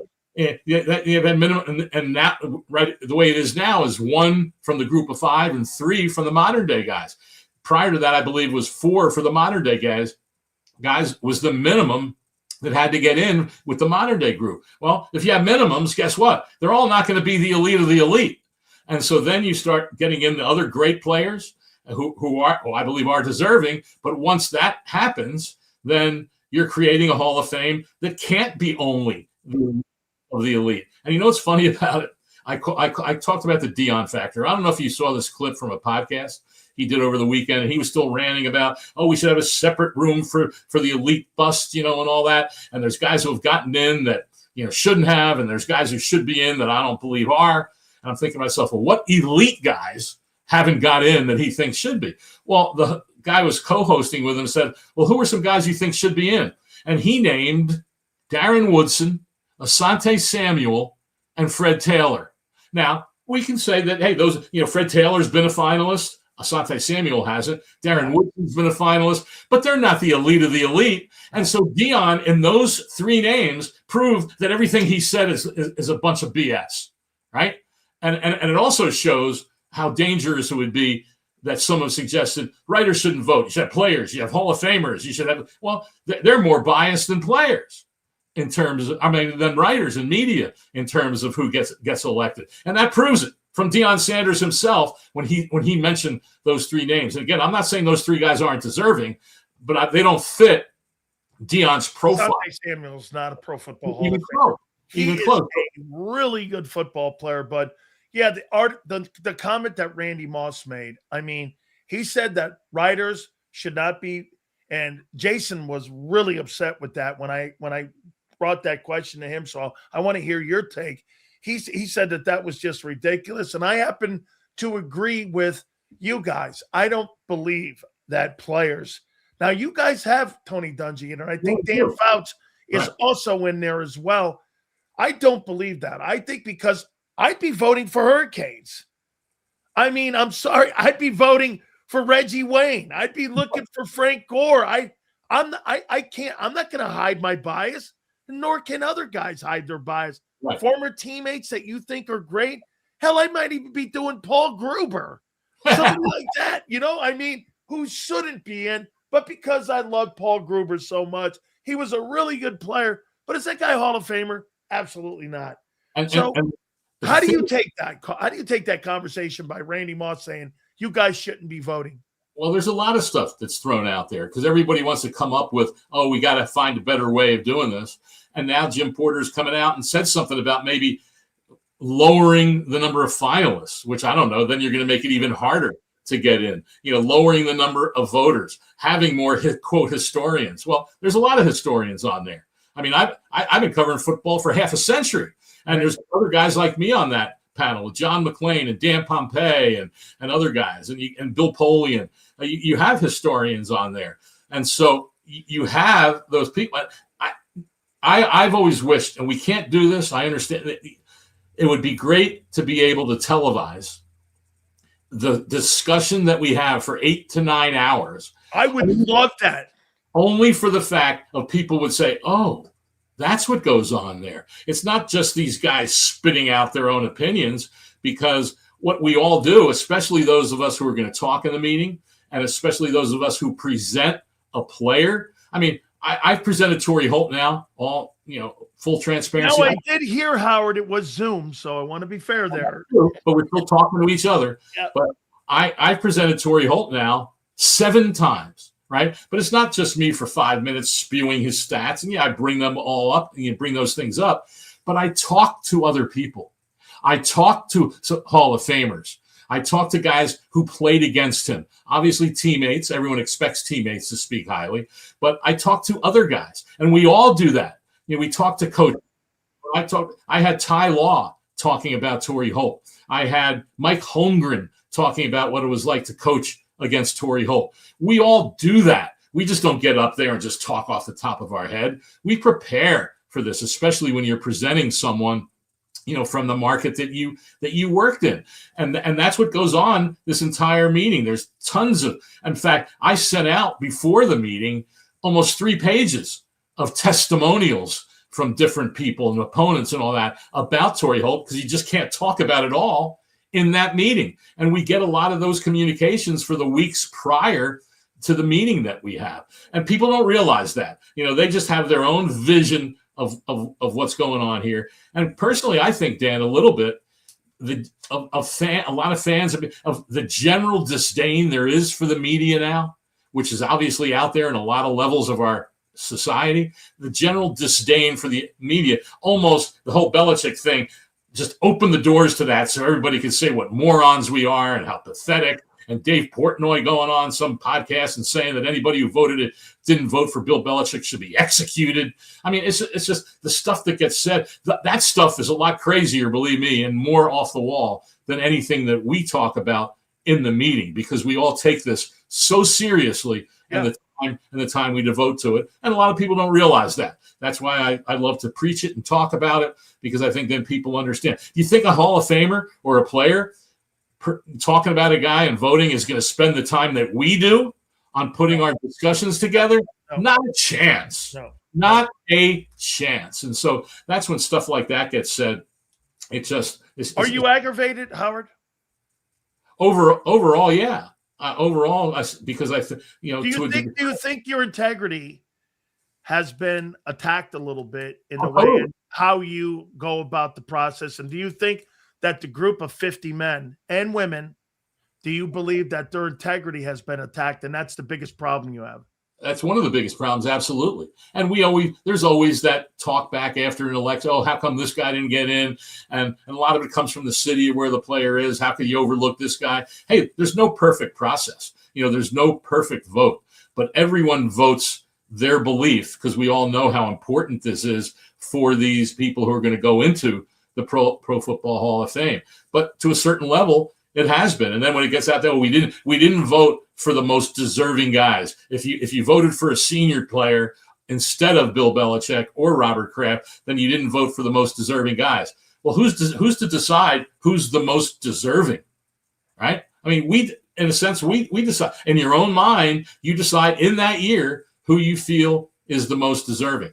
No one had to pick. Last year, Eric Allen went in his 18th year of eligibility. Guy who probably should have went in earlier, right? But a big part of the reason why he got voted in is because he's nearing the end of his modern day eligibility. And if he falls into that senior's abyss, who knows when he'll be considered again. And so that's definitely on people's mind. It was Eric Allen clearly more deserving than some of the other guys who didn't get in last year? Some would argue probably not. But in that class, at that moment in time, there were enough people who felt he was the most deserving that ended up getting him elected. And to challenge that, yeah, you can disagree. I get that. And that's part of the process. We all understand that. But when stuff gets thrown out there about, oh, we're morons, we're pathetic, we're stupid, it's just but that's the social media world, obviously, that we live in. And then people go, oh, but we got to make this process better. I agree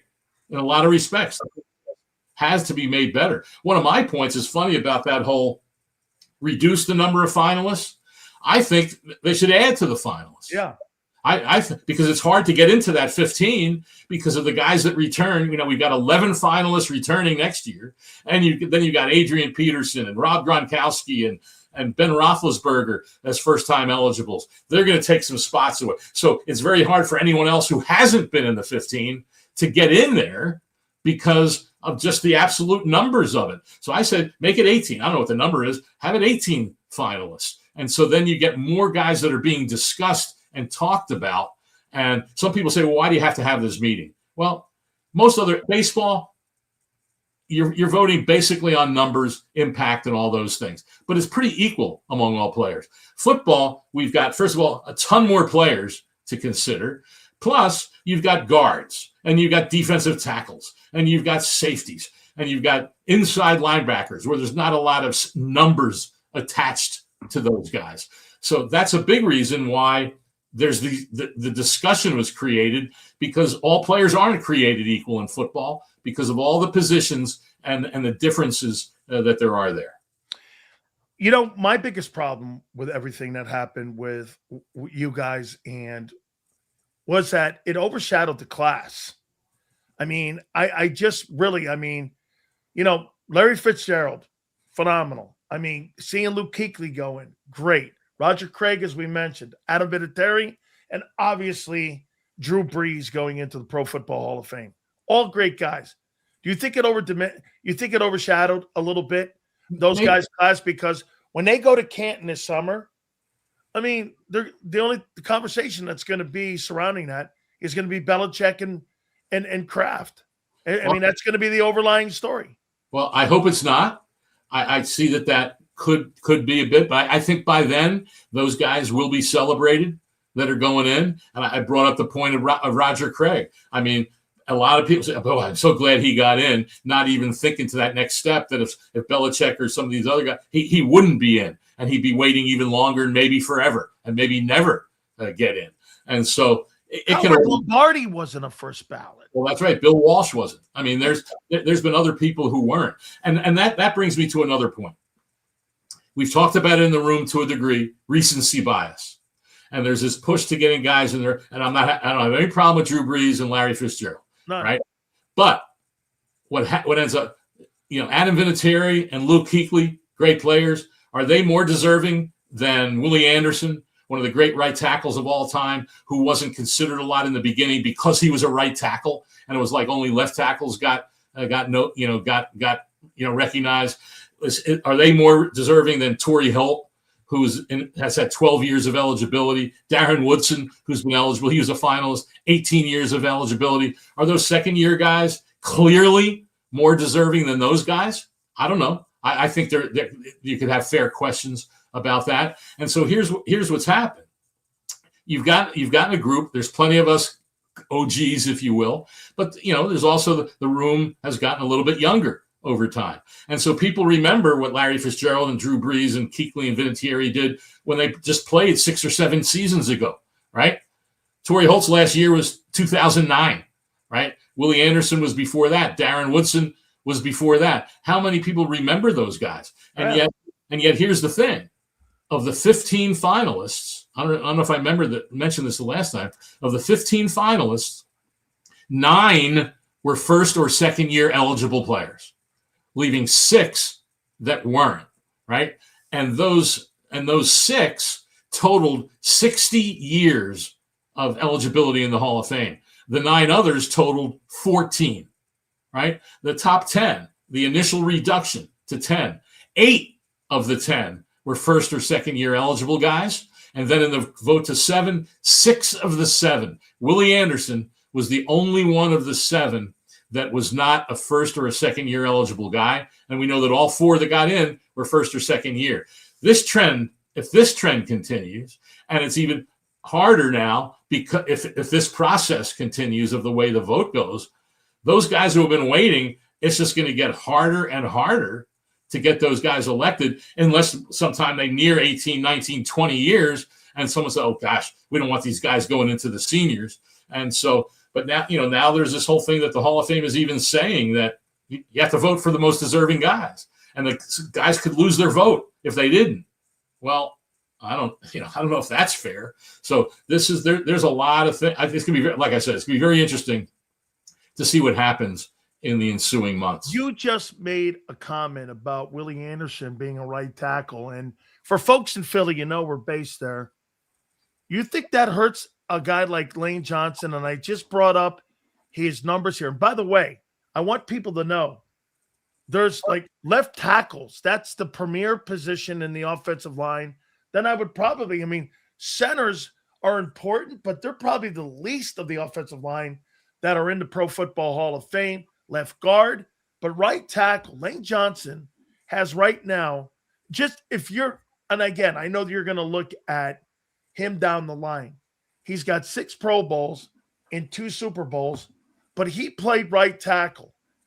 As a voter, do you think that people look at the right tackle position and go, well, it's not as good as the left tackles? And does that play a factor in your evaluating? Because you worked with Paul Zimmerman. Paul Zimmerman used to tell me all the time, right tackle is the failure of the left tackle. So he used to, now maybe that's changed a little bit because the offenses have changed and they moved the pass rushers around, because in LT's day, they rushed off the right side and the left tackle would have that guy. Yeah. That may have changed.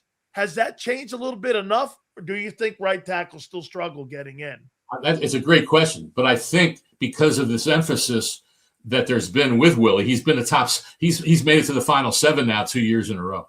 So it's become, at least it's been talked about, that he got hurt and maybe in the beginning because he was a right tackle and he didn't have the accolades of a left tackle, and he wasn't on great teams for a lot of his career. And so I think that's changing. The game has changed, like you said, with pass rush. And it's been 10 to 20 years at least where a lot of these teams have both guys coming off the edge. And sometimes your guy rushing from the left side is just as good as the guy on the right side. And you're right, it didn't used to be that way. So I think that has been changing. I think Lane Johnson will be very much recognized. And to me, the thing about Lane Johnson, I don't have the numbers, but you look at the Eagles' success in winning or losing when he has been on the field and the games that he's missed because of injury, it is considerable, the difference there with Lane Johnson. So, yeah, he will be discussed. I think that is thawing, I think, as we've all realized that they deserve just as much recognition when you play at that high level. And the other part about it, too, is that in the past, the all-pro teams, they wouldn't specify left tackle or right tackle when you got voted for all-pro. The voters just voted for tackles. And so most of the time the left tackles would get voted. Well, now you have to vote for a right tackle. And then all of a sudden those guys get elevated a little bit and get more recognized. Absolutely. I got to go to the game. Would you make it a Super Bowl? And listen, I've asked this question to all the Hall of Fame voters, and I'll ask you the question. I'm sorry, but Howard, I'm not impressed with Seattle. I am impressed with their defense. I think, again, I think their defense at every level. Is it a Legion of Boom? No. Are they good? Absolutely. I just don't think that's like, if you looked at the last 20 years, maybe the Giant second Super Bowl team with Eli Manning, you put in that conversation, like the Eagle team of a year ago would have crushed that team, or the Patriot team, or even that Bucs team in 2020. Am I off base when I say that about this Seattle team? I mean, a lot of things went right for Seattle. Knicks probably gets into the Super Bowl with the Broncos if Knicks doesn't get hurt in that the AFC divisional game. Am I off base on the Seattle team? I don't, maybe a tad. I think they are really good. I think that certainly they had the number for New England's defense, and they were able to capitalize on some offensive line issues there. No, I'm not going to put Seattle in the class. The Ravens from 2000. Obviously some of those Steelers defenses. I think part of it is because a lot of those guys aren't known that much, right? And it's not like they have the guys that jump off the page. But, man, I'll tell you, that Leonard Williams and those, they're just relentless. They come after you. I will say this, though. I think I'll pivot a little bit on this in terms of, I think it's been, and I'll be curious your take, too, as a former player. What bothers me a lot generally in football is this notion that you can be injured and then miss X number of games, not practice, come back, and then when you go back on the field, whether you're, quote, healthy is one thing, but to be able to, everyone, like, there's so many who would just assume you're going to play at the same level you were at before you were injured. That to me is totally unrealistic. It's like the robot, narrative that people think these guys are machines. Howard, they see the name on the back of the jersey and they assume you're a Superman and you're human too. And when you're injured like Drake May, and he had a great year and he had shoulder injuries in those 2 games, look at the defenses that he played. In the playoffs. In the playoffs. I mean, look at him. He played against the Texans. He played against the Chargers. He played against the Seahawks. These were all in the top 5. And he got banged up in every single one of those games. I mean, to assume that you're going to be healthy playing and not to make injuries, because I don't like to make injuries as an excuse, but part of the game is that injuries are part of that. You're not going to be playing at a full tilt every single week. That's an unrealistic thinking. The guy I was going to bring up is Will Campbell, the left tackle, who played the first 12 games of the season, a rookie, remember, and then tore a ligament in his knee in week 12, right? Missed 4 games, came back to practice and had 2 or 3 days of practice before their final game of the regular season, which he did play in. And then he goes up against, in order, the Chargers, the Texans, the Broncos, and the Seahawks. And he has a rough outing, and all of a sudden everybody's going after him and criticizing him for all the pressures, but no one mentions the fact that he missed a month with a knee injury. And yeah, you might be healthy, but that's not the same as competing at the highest level. And so, that's what they had to deal with. And some would say, well, why did he play? Well, he's better than anybody else who would have played in that game. But the Drake May criticism, you'll love this one because you mentioned the Legion of Doom. 2013 season, right? 2014 Super Bowl. Seattle, 43, Denver, 8. Peyton Manning, 73.5 passer rating, right, in the game. At halftime, when they were losing 22-0, he had a passer rating of 46.3, 104 passing yards at halftime on 17 completions with 2 interceptions. And this is Peyton Manning. That was his MVP season. 55 touchdown passes, over 5,700 passing yards. They played better in this Super Bowl than Manning did in that one. Well, he did in the fourth quarter. I mean, through 3 quarters, that whole offense was throttled. And that's what it was for Denver. They were just throttled by that defense in that game. And that was with Peyton Manning at quarterback. So people going after Drake May in his second season, and he had to go against those really good teams. I mean, that's just pretty crazy. But the Seahawks were just really that much better than New England, and it showed in that game. So, but I think everyone expected, Dan, going in, it was going to be a defensive battle. And Darnold, had some plays here and there that were pretty good, but he didn't make mistakes. The Seahawks didn't have a turnover. They didn't have a turnover in the postseason. Three postseason games, the Seahawks didn't have a turnover. And so when you play that, and you have your defense that can just shut down people, then that's a recipe for victory. And that's what they did. You tell me, a couple more questions here for you, Howard. Has it changed? Has Sam Darnold, and I've been trying to tell the people in Philly this, we had Adam Kaplan on yesterday, and I asked him about Jalen Hurts, and I go, do you think the guy's elite? He goes, no, he's a really good player. Right. So I look at Sam Darnold, and I go, Sam Darnold's a really good player. Do you think that narrative now changed where why would I spend $50 million on a quarterback, Howard, when I could spend $33 million, build my roster up, have an efficient quarterback who knows what to do in the pocket, have talented coordinators, have good coaches around him like Seattle has done. John Schneider is an amazing general manager. They put good people around. Why would I spend $60 million on Dak Prescott when I could spend $33 million on a Mac Jones who's sitting there backing up Brock Purdy and spread some of that money around? Why would I spend the money? Do you think that's kind of changed? Because it's 2 years in a row. Hurts and Sam Darnold, these guys are good players. They're not exceptional like the elite guys that we see in Baltimore, we see in Buffalo. Do you think that will change? It's a great question. And I think what ends up happening, if you can have a perfect world, that would be the way to go. But it's not easy to have all of those supporting pieces and to be good enough, and especially on defense. And someone might say, well, what does defense have to do with offense? Well, we don't talk about complementary football enough. One of the reasons the Seahawks Sam Darnold didn't have an interception is that you can play smart and you don't get into those forced, situations where you have to force the ball because it's, there's no crime in punting if you have to, because we'll get the ball back because the defense is so good. And to build that type of roster, and then the other part of it, to stay healthy is really hard to do.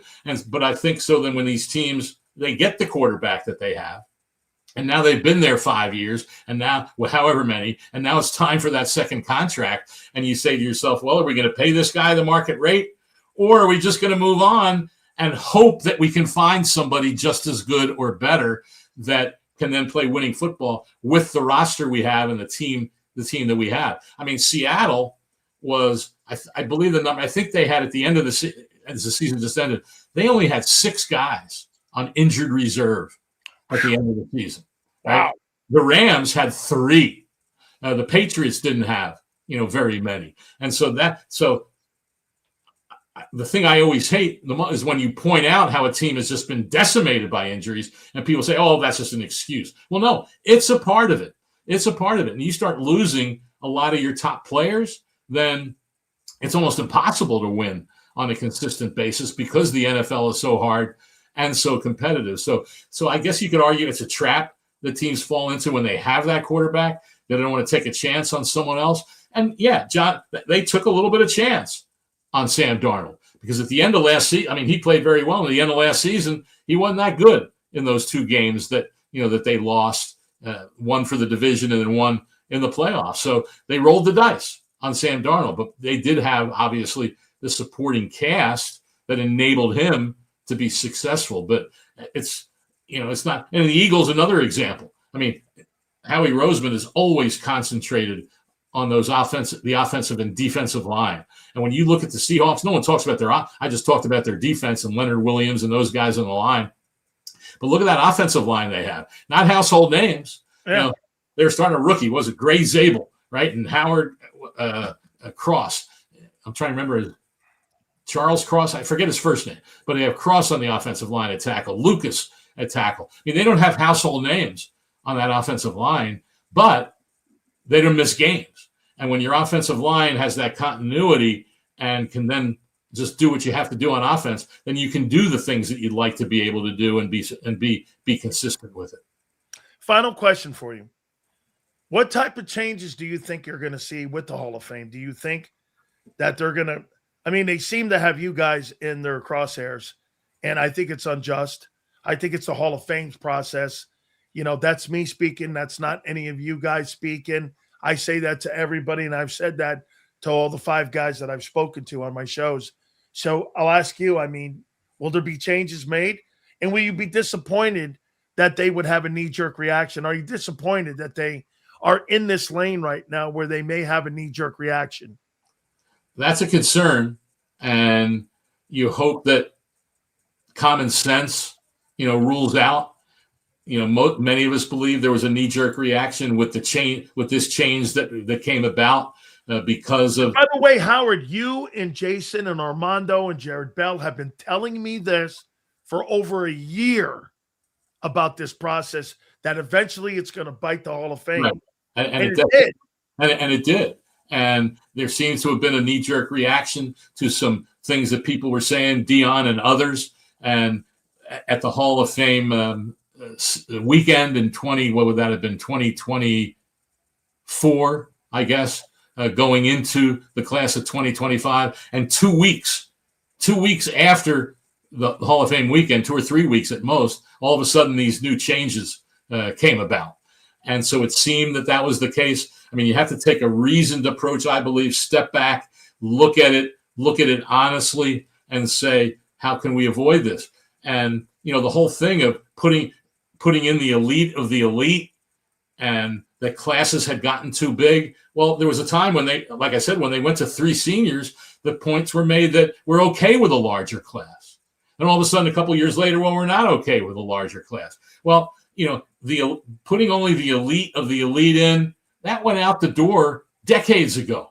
And so how do you change that now? Because then you'll have guys not getting in now who you can make the argument are better than guys who got in the past. Because if you only put in the elite of the elite, well, maybe you'll get 1 or 2 of those guys each year. That's it. Right? Each year, maybe every other year. Maybe other year. We've had years with the Baseball Hall of Fame where they didn't have any modern day guys, get elected. So some of us have suggested going to 75% on the vote, maybe raising the minimums to 1 and 3 from those 2 groups to 2 and 4. Go back to the up or down. Of course, if you went back to the up or down, you'd have some of those larger classes. But, it's a celebration every weekend. Or not every weekend. It's a celebration in August in Canton. And you had, like I said, you had a time where there wasn't a concern about larger classes. And now maybe apparently there are. So we'll see. Well, I can't predict what the changes will be. I think there will be some. And it's going to be very interesting to see exactly what they are. I don't want you to comment on this, but I had a problem with the Hall of Fame when the whole blue ribbon thing came out, where, that thing came out of nowhere and there were people parachuting in. Paul Tagler blew in. I know that economically the NFL expanded, but as a former player, I got to tell you, that ain't a guy that is somebody that I'm very positive with. When a guy was putting hairdressers in there for CTE. And I don't want you to comment on that, but I'm just saying that blue ribbon always got me wrong, and it put you guys in a bad spot. So I do want to ask you this. Go ahead. If you want to comment. That was the centennial class, and Paul Tagliabue had been not gotten enough votes on several occasions when he was up for it within the selection committee. And then he got in after that. And he did a lot of good things. Don't get me wrong. But the thing with it is, part of what they created that for was to recognize a lot of the pre-1960 guys, right, who had been, overlooked when, back in the 30s and the 40s and the 50s. Yeah. And they did put in some of those guys as part of the expanded seniors class, but it wasn't as many as some people had hoped. And so now we're still talking about some of those guys when we have the seniors meetings, that come down. What I wouldn't mind seeing also, Dan, is the way baseball does it with those era committees. Yeah. Right. For the seniors, and maybe do that with the coach and the contributor, possibly, is, a guy like Clark Shaughnessy, for example, who had incredible contributions to the sport and changed the way offense was played. And in baseball, they have those committees. Yeah. And they have 16 people on it. They consider a bunch of guys. They vote for whoever they vote for, have to get 75%, and they're in. It doesn't go to the full list of selectors. Maybe that's something to consider, so that because sometimes those who are on those committees think sometimes that the whole committee really doesn't respect the work that has been done of who was put forward into those finalist groups, and how much work there was with that, deciding who are the three finalists and the seniors are, or whatever. And then it goes to the full committee to vote. But there's no doubt, though, that no matter what they do, with smaller classes, smaller, fewer voters, less finalists, whatever it is, if you keep the process with this vote for only a few guys from the finalist group, then that's going to keep the numbers down. And by the end of a 5-year period, you might have 8 to 10 modern day guys that would have gotten in the past who won't be in, and will start moving into the seniors category. That will become even harder. But as I said, 2 years, 2 seniors out of 6 got in, and nobody was upset those two years when 5 of the 6 got in. And then all of a sudden, now we have, the way it is. So there's a lot of room there for tweaks or changes. And, I think the main thing is go back to the up or down vote. And that would be a big change, at least for the group of 5, So they're not compete, at least with the modern day guys, they're all in that same group.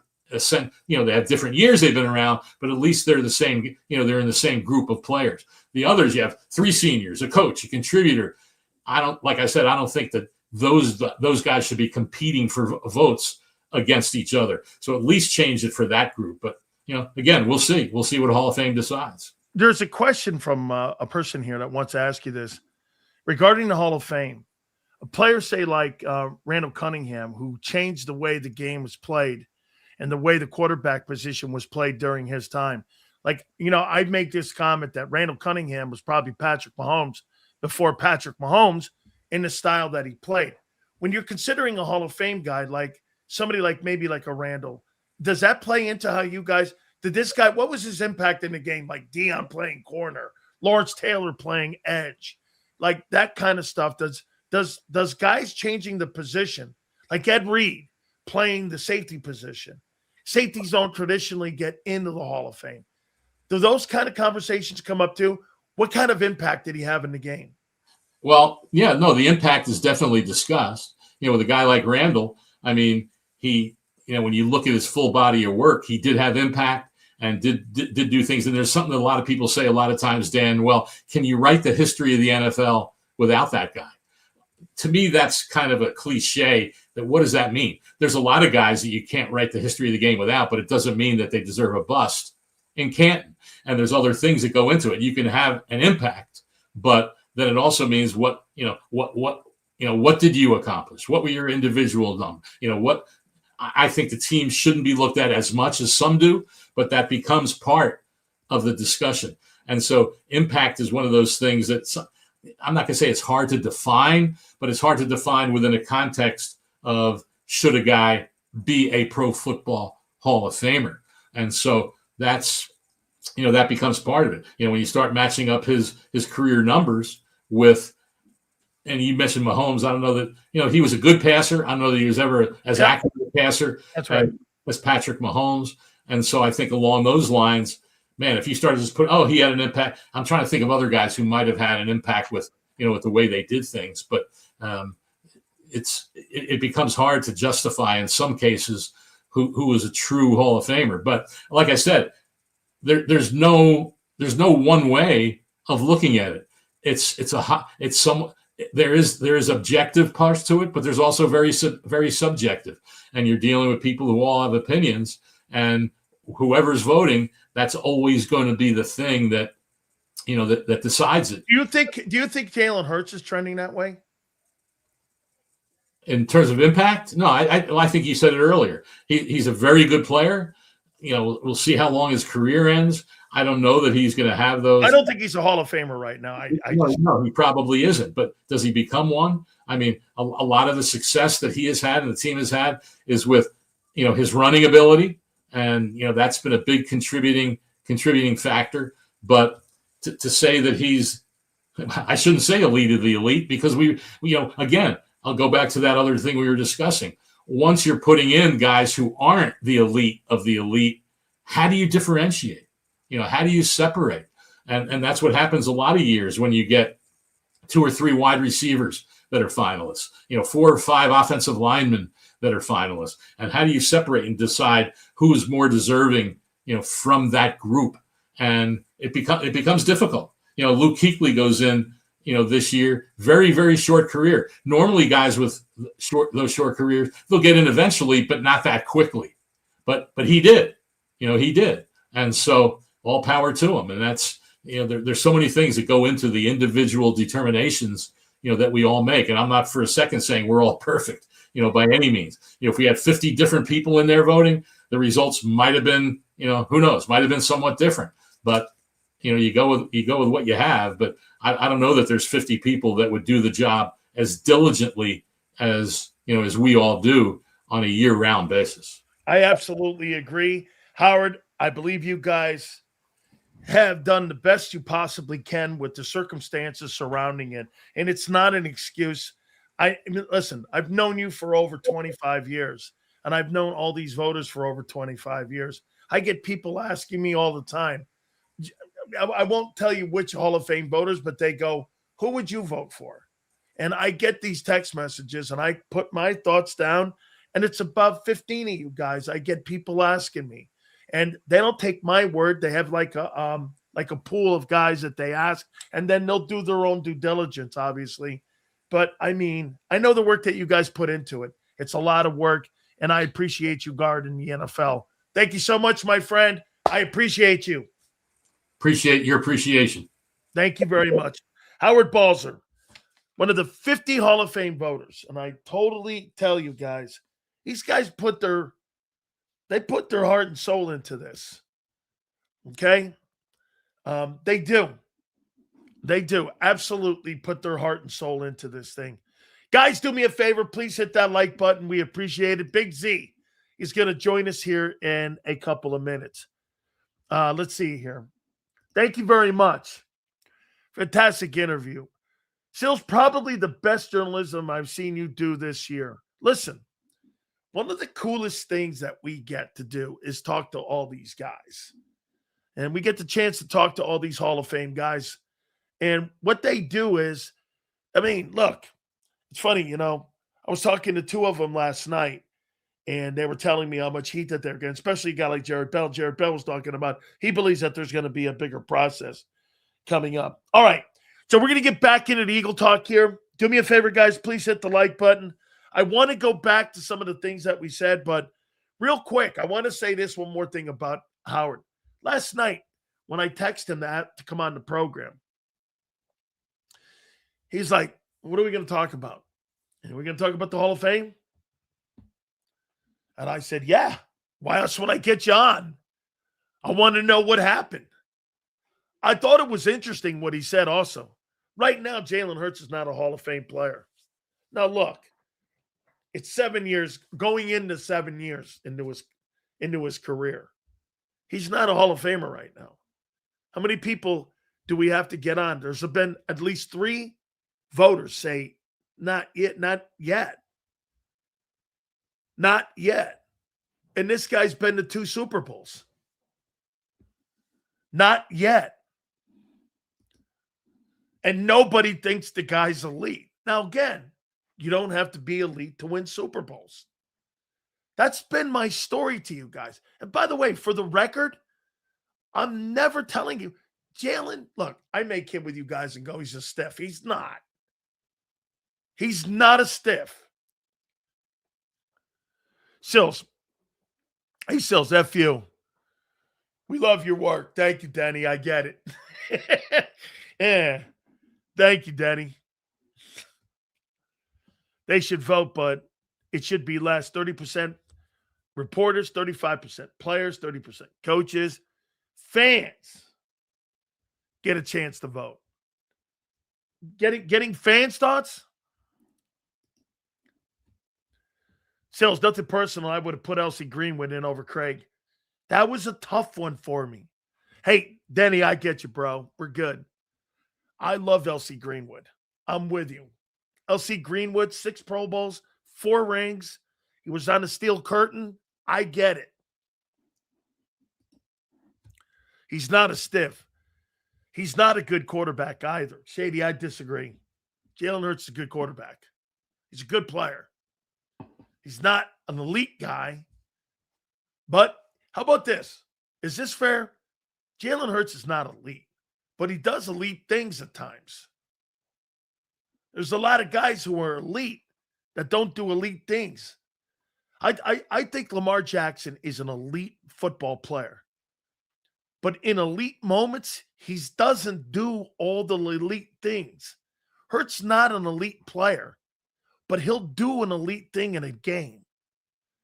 And I think that's the difference between Jalen and Lamar. Lamar's elite all the time.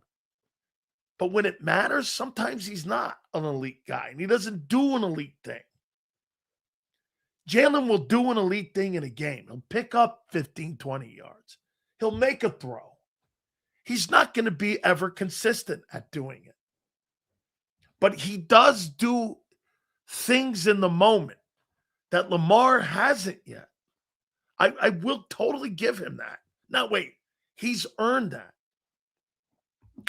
You don't give players anything. They earn it. Like, hey, you give him the title of Super Bowl. No, he earned it. Players earn it. Okay? Just going to enjoy the highs and lows of Hurts.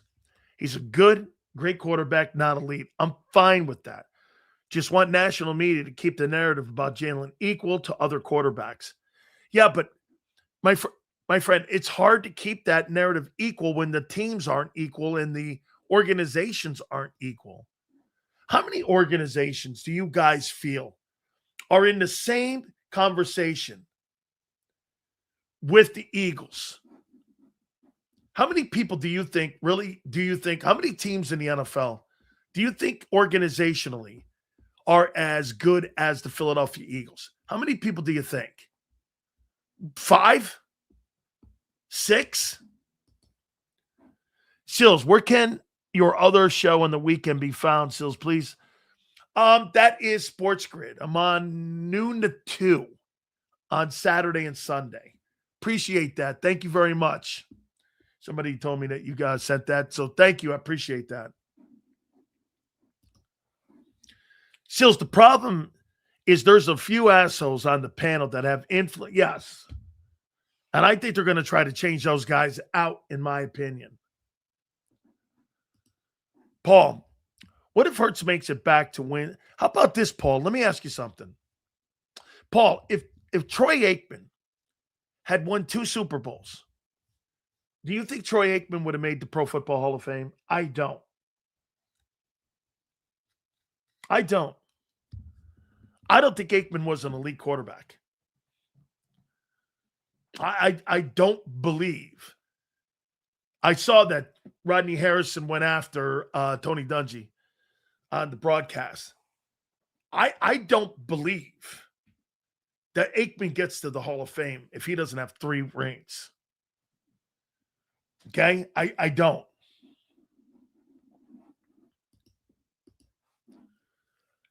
Hurts is elite when he needs to be, plain and simple. He would never win a Super Bowl with anyone else besides Mahomes. He would never win a Super Bowl with anyone else besides Mahomes. Patrick Mahomes wins Super Bowls with far less talent than Jalen Hurts ever has had. The one year he had Tyreek Hill, other than that, Sills, would you consider Josh Allen elite? Yes. Exceptional. Generational. Dan Marino's generational. Here are the quarterbacks that I think are generational. Here's my list. Quarterbacks.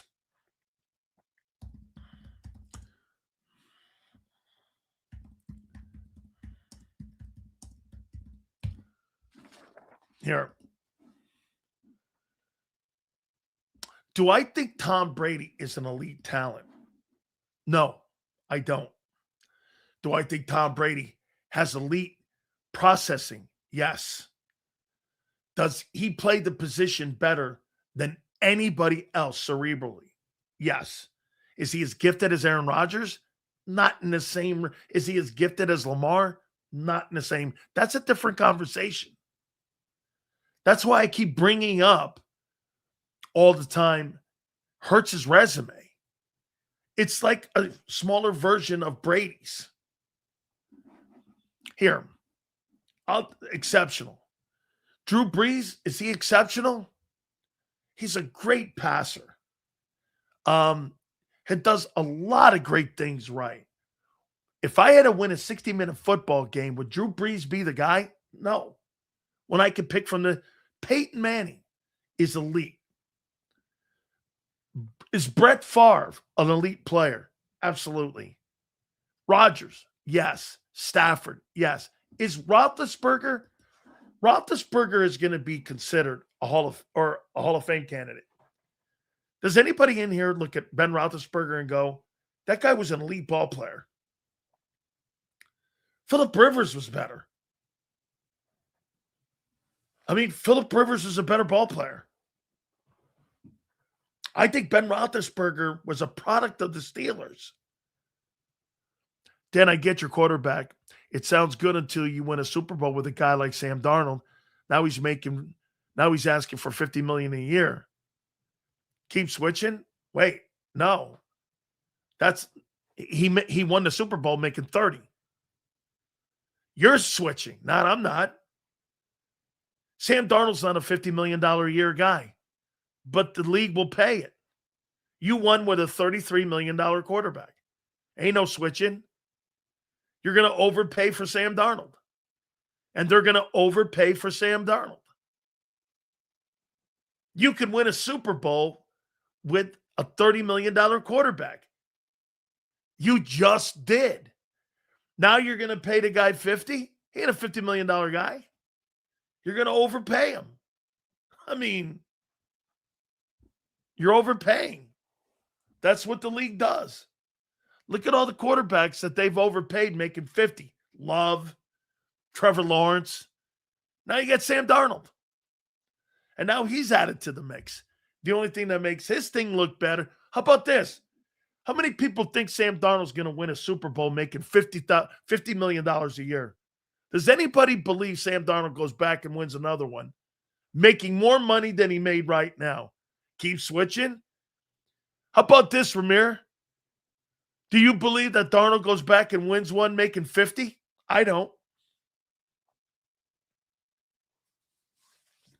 By the way, Joey Porter said that Ben Roethlisberger is a creep and a horrible teammate. Not a pretty good endorsement. I mean, Seattle's going to overpay. Okay? He earned it. Sure. He's going to get a pay raise. All right. But again, for what? Seattle should go get Mac Jones. I could do it again with him. I completely agree. Overpaying quarterbacks is one of the worst things organizations do. Jalen Hurts earned his money. He's never missed the playoffs. He's been to 2 Super Bowls. He's won 1. He's got an MVP in one of them. I have no problems with the $250 million contract he has.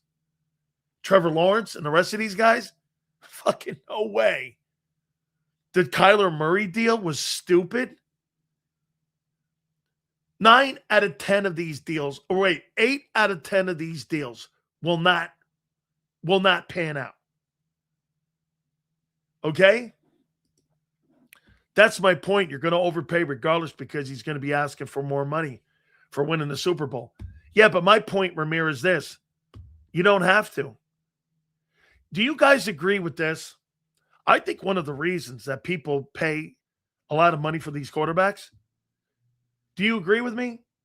It costs more money to build a team like Howie does than to pay. You know Hurts is the 11th or 12th highest paid quarterback in the NFL right now? In a year and a half, he was the number 1 highest paid player. Now he's 12th or 11th, something like that. It costs more money to do what Howie does than it does to build and go, I'm going to give the quarterback all the money, and I'm going to build a shit roster like Buffalo. Right? Hurts is the best quarterback in the NFL. Only Hurts is not the best quarterback in the NFL. Jalen Hurts. And nor is Sam Darnold. As a matter of fact, those are 2 good players. It's not hate. It's reality. You don't like to hear your guys average. Aikman should get to the Hall of Fame as a broadcaster. Yeah, probably. I like the way Troy calls games. Shane, your takes are stupid. He's the best quarterback in the league. Every team overpays. Not just quarterbacks, every position. This is how the league operates. Yeah.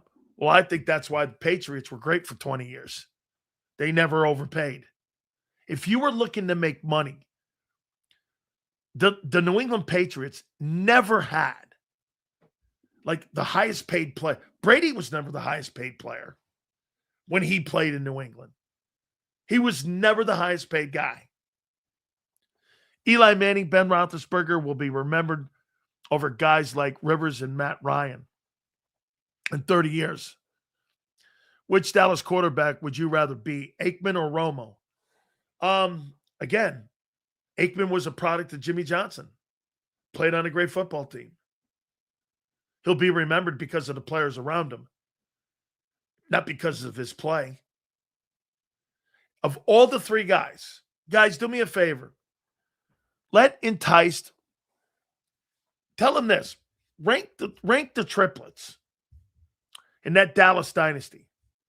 How many people would put Aikman above Emmett or Michael Irvin? Me, it's Emmett, it's Irvin, and it's Aikman. He's the 3rd guy in that wheel. He ain't the first guy. Smith, Irvin, and Aikman. Right. Aikman's the 3rd dude. Right. Emmett was the catalyst on that team. He's the guy with 19,000 rushing yards. I mean, stats don't lie. Dude, you just heard a Hall of Famer just say Jalen Hurts is not an elite guy. Stats don't lie. Jalen Hurts and Brady, in their first 5 years, dude, Tom Brady Name me one player that was a superstar player in Brady's first 5 years on offense.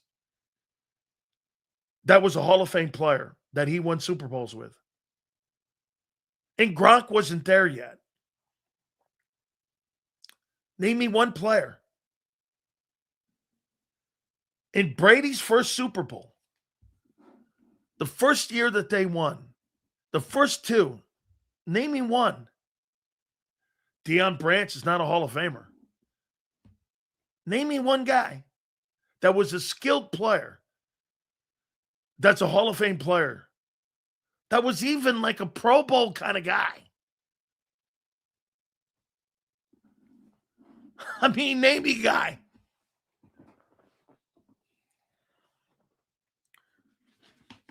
Hey, Brady didn't play with anybody. Love talking with Howard Balzer. Okay, so Jeremy Fowler is saying that many teams are going to be calling Howie Roseman about the potential availability of A.J. Brown. By the way, I didn't get to my offseason question marks here on the Eagles, and we're going to do that here with Xander here in a second. I want to bring that in. By the way, do me a favor, guys. Please hit the like button. We'll read the supers at the end. Without further ado, we bring our friend in, Big Z. Xander Krause joins us now. How you doing, bro? What's up, Sills? How you living over there, brother? All good, man. Let's start it with AJ.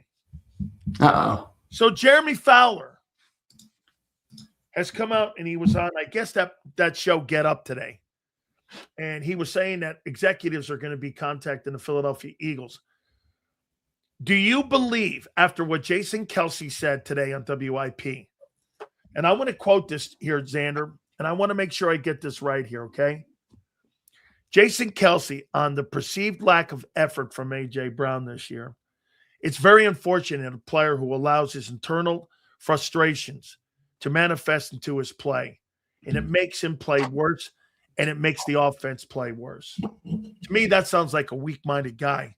If you're trying all these changes, wouldn't it be best off if you moved on from the player? Potentially. I mean, it's hard to know the inner workings of how the coaches, how the quarterback, how everybody sees his comments. But I do think what you learned last year is that they mattered to some extent because they tried to get him involved a lot more. I forget who it is who comes on. I think it's Mike North who comes on often and says, well, they were winning every game when he wasn't getting touches and he was crying. And then he started getting touches and the Eagles started losing. Now, I don't necessarily correlate those things to, I don't know that necessarily correlation, causation, whatever. You guys know that phrase. But, yeah, I mean, I think if it's going to take away, then that's the point you've reached. So the other thing I think that's more important than that is, I mean, if your lack of focus is going to degrade your quality of play in big moments, I mean, look, say what you want about Jalen Hurts. Jalen Hurts trusted him in big moments in the playoff game. He didn't deliver. That's unacceptable. And I don't think that happened because he's losing it as a player or it was a bad moment even. I don't even think it was that. I think the lack of focus got to him.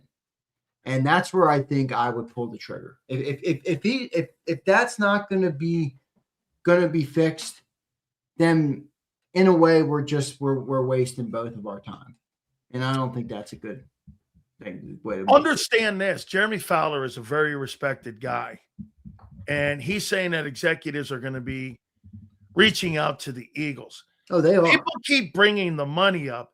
Hey, guys, you don't know what the fuck you're talking about with the money. People will make that shit work. You get caught up in. They will, but it is a challenge with AJ. It is. Yeah, it is he's one of challenge. the toughest guys. However, though, Xander, people make things happen. We've seen it. The Eagles took on a $30 million cap hit with Wentz, didn't they? 32, yeah. Dead cap. Yep. Okay. So they've got precedent where they've done it, right?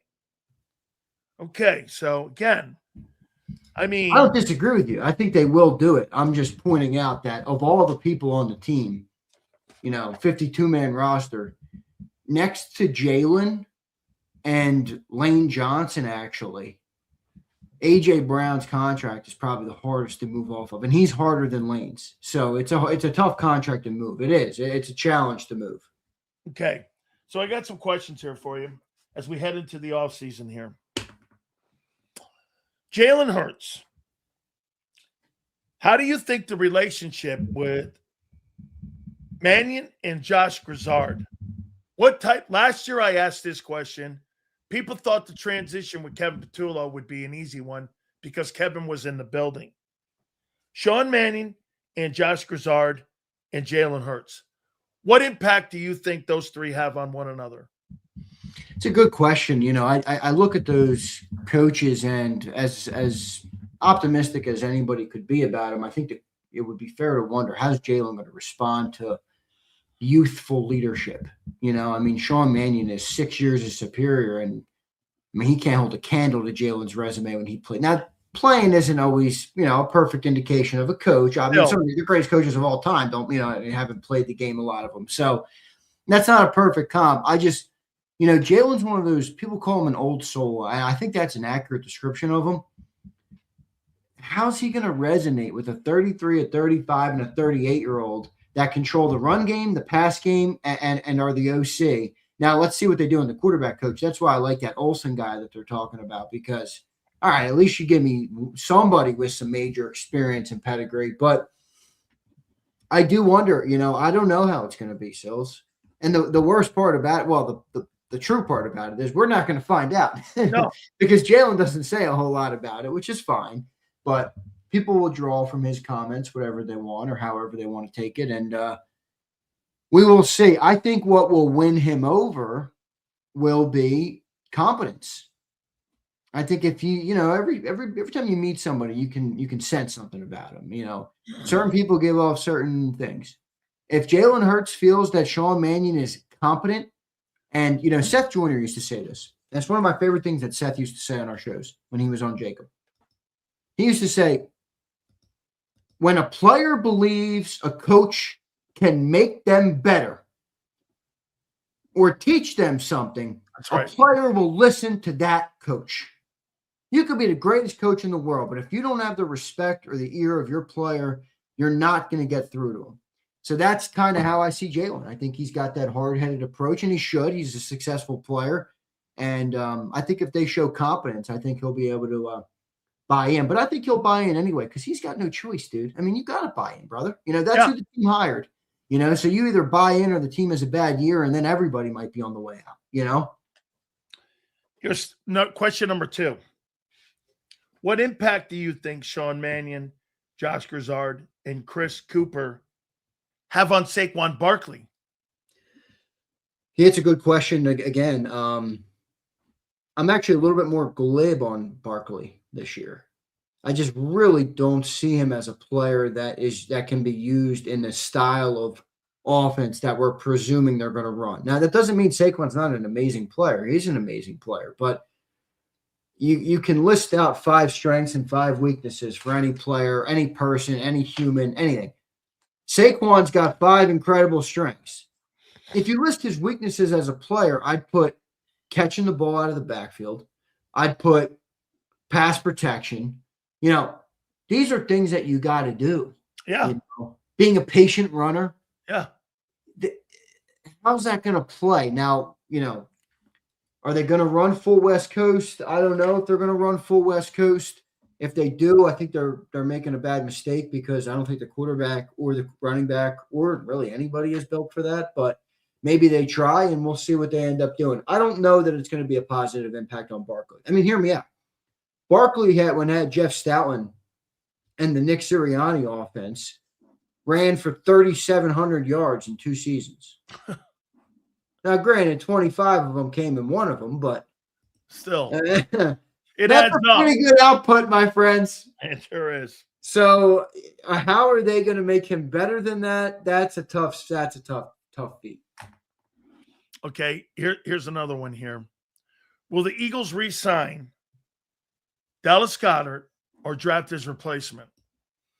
I think draft his replacement, Sills. I'd actually like to see him come back, but I think they're gonna look to get cheap there, and I think they got to get a long-term option here. I mean, if you remember last offseason at this time, we were kind of having similar convos about the tight end situation. Yeah. We don't have a long-term solution here. And if you bring Goddard back, I think you're kind of on the hamster wheel again. And I think it'd be a good opportunity, a good year to pick up a guy in the draft, either a first, second, or third rounder. I don't think it'll be a first rounder, second or third rounder, maybe even a high fourth rounder if you feel good about the tight end class. And look for somebody that can contribute to your football team for the next 4 years. I'm not talking about Grant Calcaterra. I'm talking about a tight end that you can put out there on 3 downs and can play ball. And that's hard to find. And maybe that's a big ask for 4th round. So maybe you got to go premium round. But I think that's what you need here. I don't know if you want to go back down the Goddard route, as much as I like Goddard, actually. All right. I'm going to take you behind the curtain a little bit here. And I suggested this to somebody in the Eagle organization, and you guys you'll get it. You ready, Zay? Yep. I told this particular guy, you know what I would do? I would extend Jordan Davis before I extended Jalen Carter. Light that fucking fire under that kid's ass and give him the money first. Because what did they do a year ago with him? Right. They picked up the 50-year option. He kicked it into gear, and it motivated the player to play his ass off this year for me to consider it. What do you make of that take? What would you think about doing that? This is one of those questions where, I don't profess to be the expert. I'm sure Howie will make his decision, but I agree with you. I mean, it makes sense. He didn't have a good year. The disciplinary and stuff, reared its head again this year, several moments. The injuries are a concern if you're the Eagles. And if you're Jalen Carter, I mean, what does it teach you to not deliver your best and then get paid like you delivered your best? I don't know. I mean, give him that upside, give him that, that experience to see Jordan get paid. And he obviously watched what Jordan accomplished and how much he worked for it. So I agree with you. I think it's a good way to do it. I do. I think that's the right way to do it. The thing where I think it might not happen that way is if they believe they can save $20 million by signing Jalen Carter a year early, I think they're going to do that. Well, see, that's a great question now, because I brought this up with Baker. Baker didn't have a really great year this year, right? I suggest that the Bucs might want to give you a contract extension now, because I would say this. What's the price tag on him right now? 45? Okay. If he goes into the year and he plays like he did 2 years ago, it's 55. So, I mean, does the quarterback want to do that? Because if that's me, what if I play shitty? He was on the IR, not IR, but he was listed on the injury list 8 times. If I'm the player's agent and I do this, shit, should I take the 45? That's $15 million increase right now. Or do I gamble? I'm 31 years old, 32 years old. If I'm the Bucs, I offer him the cash now. Steve, for me with Carter, I'd go to Carter and say this. Here's 28. Here's 28 million. That's 2 million more than Milton got. Here's 28 million. Do you want the money now, or do you want to gamble on yourself? So far, what I saw you gambling on yourself last year, you don't want another year like that, dude. You have 2 years like that in a row, you ain't getting 35 million. Right. You're not getting 30. I'm not paying $30 million a year for Jalen Carter if he puts another year like that up. So do you take the 28 now? Maybe. But I don't know. It's a tight line with that player, isn't it? Because everybody. Yeah, because there's more variable. You know what? I feel more comfortable giving Jordan Davis the money than I do Jalen Carter. And the tougher part about Carter is, he's more talented. It's a little more boomer bust. Yeah, you have a bigger upside, but you also have a bigger downside because of how much you're looking to pay for him. Yeah. And I think, I actually think the biggest issue with the Carter thing is the injuries. More than the discipline stuff, more than the play this year, I think it's the injuries. And you have a guy who missed multiple games because of injuries. He wasn't the same player when he was on the field this year. Whether you want to blame that on injuries or not, I don't know. I think that's what he will. That's what Drew will. That's what his agent will. How do you know? Yeah, but discipline plays in the preparation too. It does, but the thing that they used last year, and I know because John gave me the same thing, so I know the agent was out there spinning the talking points. Jalen Carter wasn't able to prepare for the season the same way that Jordan Davis was because he couldn't lift consistently with his shoulders. Well, then why did he address that in the offseason? I mean, what did I don't know. That's on the player.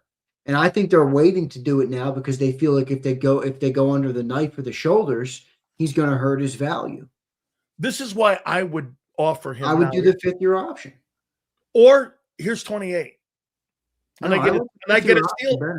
I like the 5th-year option better because this is what I guarantee you. His 5th-year option is going to be a pretty good money. It's going to be 20 million plus probably.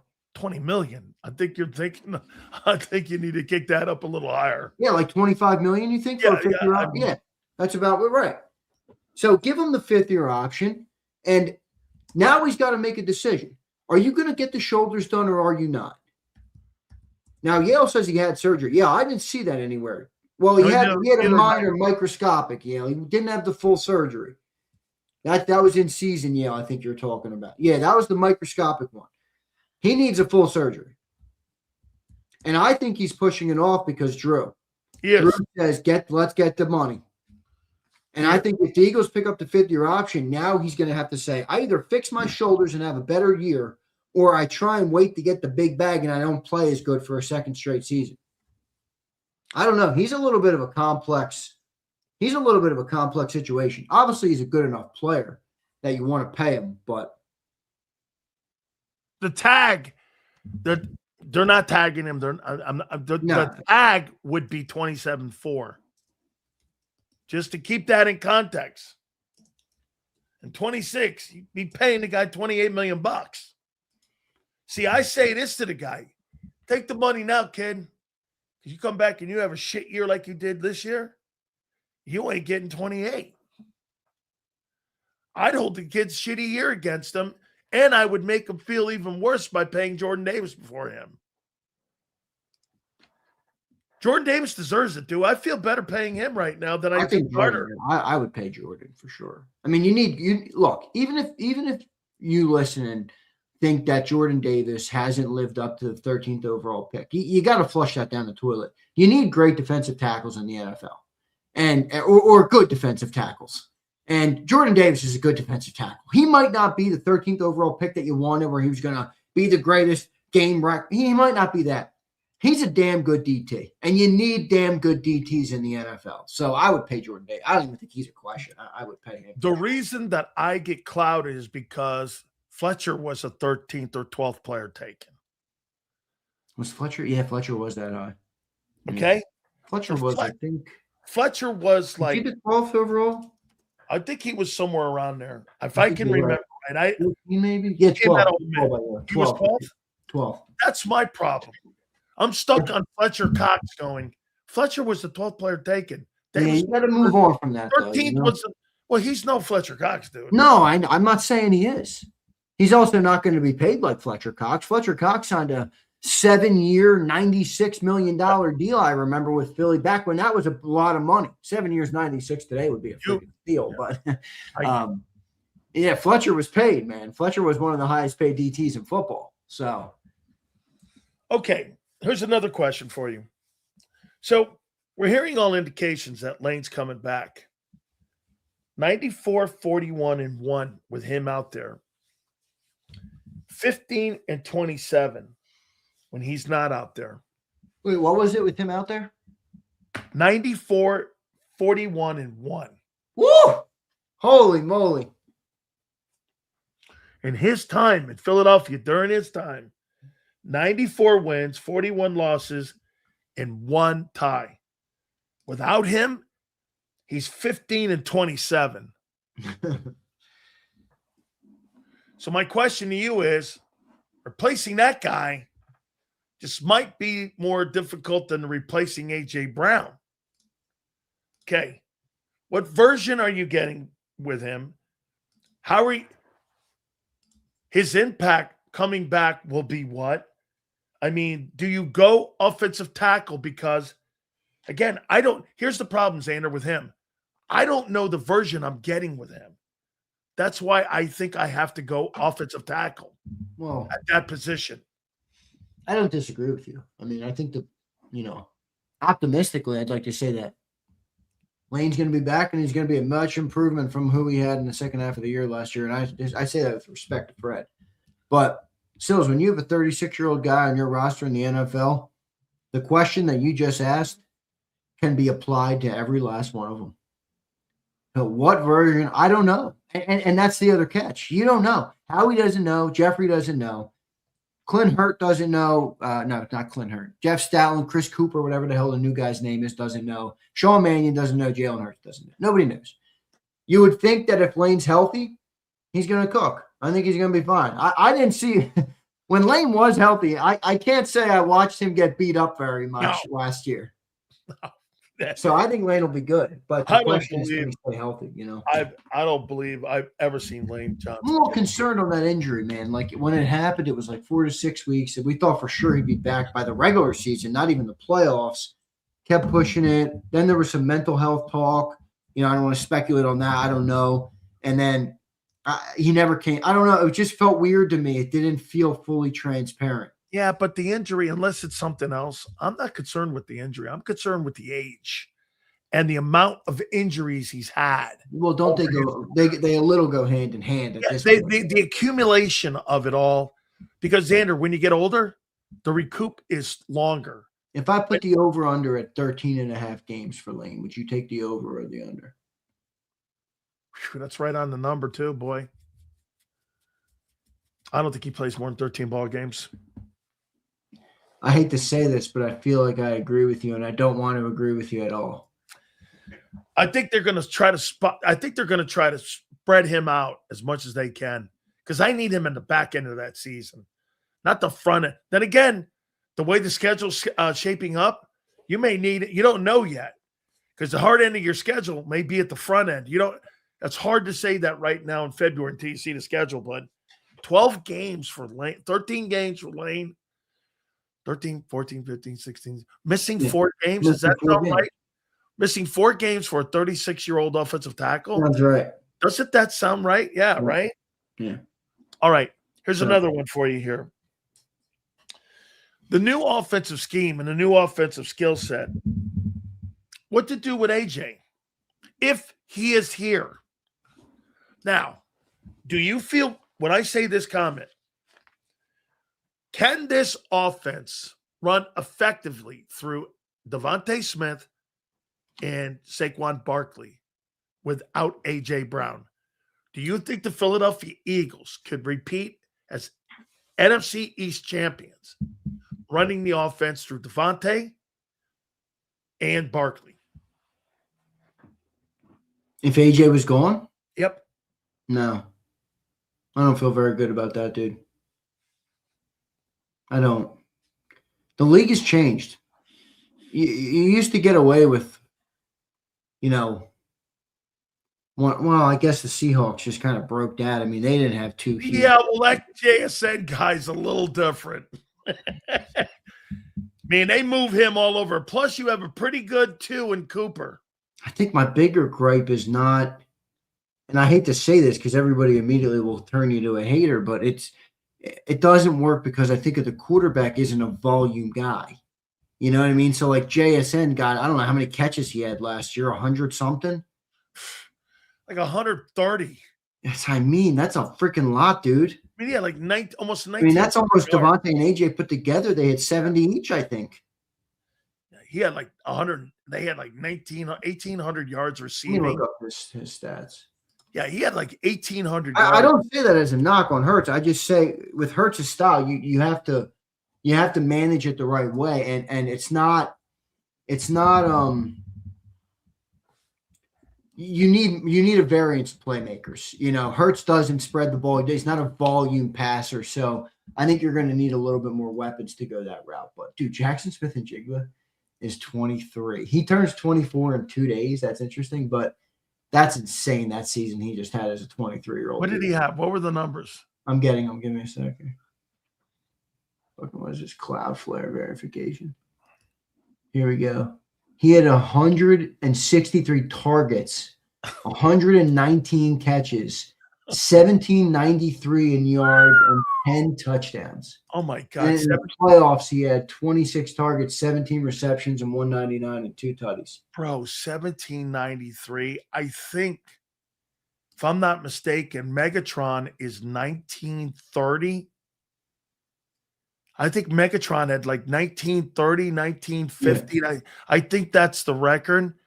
Now, I think they only played 16 games back then. They did. Okay, so that number's a little more insane when you're talking about Megatron here.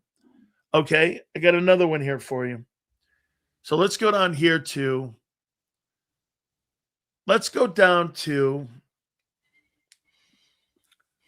me see here. How do you address the cornerback position here? What will the Eagles address the cornerback spot with? Will they do this in the draft or will they do this in free agency? Do what? Address cornerback 2.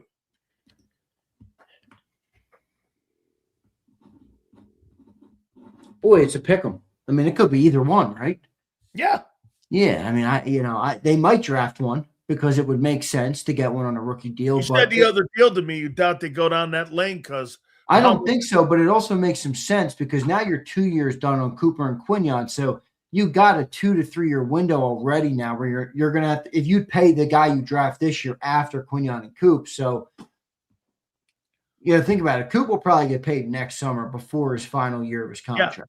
Yeah. Yep. So you'll have another 2 or 3 years till you have to pay, the next guy you would draft. So the draft makes sense, but you'd have to get the right guy. And the other thing there is, are you gonna hit like you did on Quignon? I know it's 2 great picks, but Makuba was a good pick. That's more what you get from a 64th overall player.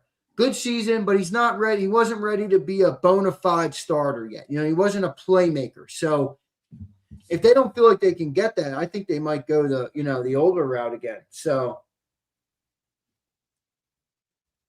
that's what I think they can do. Do you think this football team in front of our eyes right now, with all the changing on offense, do you think they're making a financial change from the offensive paying the guys to the defensive side? And this is why we're seeing a lot of young people coming in on offense, is because I heard you guys talking this morning about personnel being changed out in the next 2 years. I mean, I can see the comment, Xander, where you're paying more money on the defensive side of the ball to keep Vic in the building. If you start spending more money on defense, wouldn't that entice Vic to stay? No. You wouldn't want to stay if they started instead of going blowtorch every offseason, they started retaining guys over I just think I don't think it's about that for Vic. I'm not saying your point is wrong. Vic to me is a dude who's like, I'm an old salty dog and I'm going to do whatever the hell I want. If I want to walk away, I'm walking away. There's no variable that's going to change that. So that's how I see it. I think this is Vic's last year. Okay. He's 67 or 68, dude. He's getting up there. All right. Here's my last one. And I got one last one when it comes to Sirianni. So Reed Blankenship, according to PFF, was ranked 96th as a safety. Oh, really? Was he? 96th. I heard you sound like you just talked about Vic. Don't take away Vic's boy Reed. Hey, wait. Vic doesn't care about no PFF ranking. He's 96th. I remember you telling me you want to pay $10 million to a 96th ranked safety. 96th. I think you're making shit up. I bet you do. 2025 PFF ranking 42.2. You let Reed stinking ship walk. Vic might retire right now. 96th. What do you do with that, Steph? It's a good question. I'd pay him. You'd pay him what? All right, so you're going to get rid of Nakobe Dean. You're going to get rid of Jalen Phillips. You're going to get rid of Reed Blankenship, and you're gonna run it back again and be a defensive football team. I'm just putting it out there, man. What's going on? And you're getting younger. I'm going off of what I've been told. I've been told that Reed Blankenship is the glue in the secondary. I've been still waiting for that contract for over a year and 2 months. A year and 2 months? How about a year and 8 months? 10 months? After the Super Bowl last year, you were asking that. Jesus criminy, man. How many more freaking months are we going to go here? All right. Nick Sirianni. Is he going to have a big leash or short leash in 26? Short leash in 26, I would think, unless they're throwing us a whirlwind and they're building it for Nick in another world or another life or another, I don't know, whatever you want to call it. I don't think so. I think short leash. Short leash for a guy, and he is. Whoa! Is he on the hot seat then? Yeah. Oh yeah. Wait, your boy's on the hot seat. Yeah. How the fuck did that get there? Well, you can't go down this road. You're not allowed to play that card. You've been saying he's a caboose. I know he is. I'm talking. Wait, you and every other numbnuts listening right now. No. Yeah. Wait, when they lose, it's all Nick. When they win, it's no Nick. All right. You just and told I say me the same thing about people who say that about Jalen. If you're going to give Jalen credit for wins, then he deserves credit for losses. I rip Hurts when he doesn't play good. Wait, Hurts deserves credit if they win. Wait, folks, listen to what this guy's trying to play. He's trying to play both sides of the. He's trying to have two girlfriends here at one time. No, I'm not. You and everybody else. Hey, when the Eagles win, it's Jalen Hurts and the players and Howie. Okay. Yeah. When they lose, it's the coaches. How does that make sense? Okay, easily. You just told me he's on the hot seat. Yeah, that's an owner thing. Dude, boy, I'll tell you, I got to get my decoder book out for all the fucked up shit that goes on with your team. So wait a minute. The coach was almost fired twice in 3 years. He's now on the hot seat. He's been in the playoffs every year, but the owner doesn't even give him credit for his resume. Is that what you're telling me? The owner didn't give Doug credit for his resume. Man, this is a pseudo world I live in Philly with these guys. Dude, there's too many stiffs. And Izzy B, I hate to do it to you, but I'm calling you out. What did Nick ever done for? Yeah, let me guess, Izzy B. When they won a world championship a year ago, whatever the hell it was, no, it was all the players. Jalen's a winner. This and Howie. And then when they lose, it's all Nick, right? Howie. How convenient is that? All right, so now that they failed, is it on Howie that they failed, or no, you still put it on Nick? Again, there's no consistency. No, because your organization's not consistent. I don't give a shit. I don't need to subscribe to their inconsistency. I'm consistent. Okay, you know what? Okay, Howie took a blowtorch, folks. Did you not hear me say Howie took a blowtorch to your defense? How you doing? You're not good. Your football team's not consistent. Damn. Woo! This gonna be fun. I could tell you what. I got John McMullen here. I'm gonna let you go here, Z. But I'll tell you what, here, bro. This gonna be another wow. We got a good super chat we got to get to. I saw it come over, and I've been thinking about it since he sent it. Listen, John McMullen doesn't think Hurts and this team is going to do that offense. No, he doesn't. And I'm Wait, you must have heard the comment. It was the funniest comment that maybe you've ever heard John say, and it was very unintentionally funny. Say it. I may have. Because we were talking about how they scaled it back with Kellen. Remember, it was 4 weeks. Yep. So I said, all right, John, if you don't think they're going to do this West Coast, when do you think they scale it back? And he goes, week 1. Week 1. Week 1?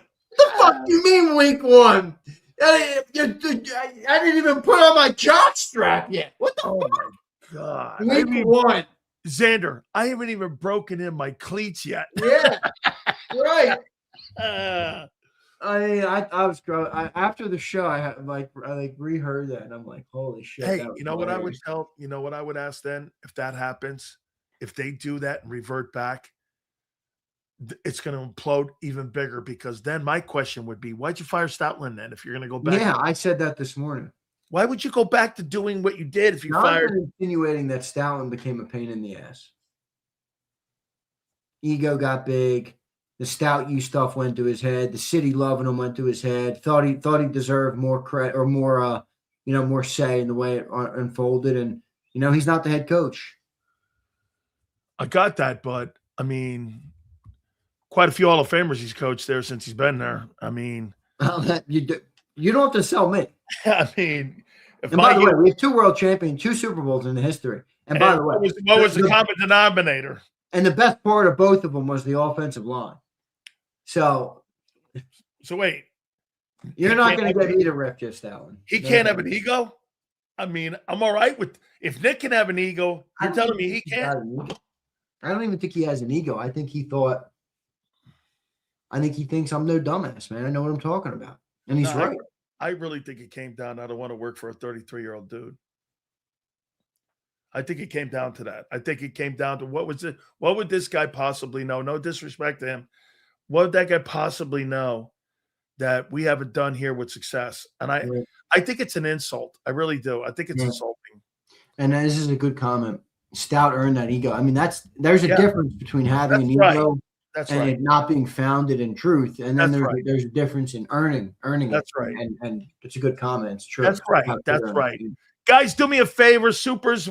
Forgot any? We'd love to have you here with them. Thank you so much. Please hit that like button. And Z, what you said you got one here you want to read? We got a couple, but there's one that really sticks out to me. And here it is. It's the most recent one. Steve says this. They're going to run Doug Peterson's hybrid West Coast offense. I remember him mentioning that when they let Hurts be the starter. They're going to work around that. Saquon's days are numbers for obvious reasons. So anybody who remembers, and Steve, I'm going to use this all summer. Steve, I think you're right. I didn't even think about this until I just saw Steve commented a little bit ago. I remember Doug Peterson making I can't give you verbatim, making a comment that I don't run just the West Coast offense. I run a version of that that's tailored to the player's skill sets. Now, Steve, I would say this to you. If that's going to be the approach, and it makes sense because it's built to accentuate the talents of the quarterback, the playmakers on the team. There was a lot of 12 and even 13 personnel when Doug Peterson was running that. Remember, they had Goedert and Ertz at the time. They better get some tight ends. Well, if they're going to run that style. Why did you hire Doug as a consultant to install the offense? Because they're not going down that road, dude. So you're going to get a guy who's going to, and by the way, the quarterbacks that you had in the building to run that hybrid West Coast, they were fucking Nick Foles and Wentz, who could throw from the pocket and process.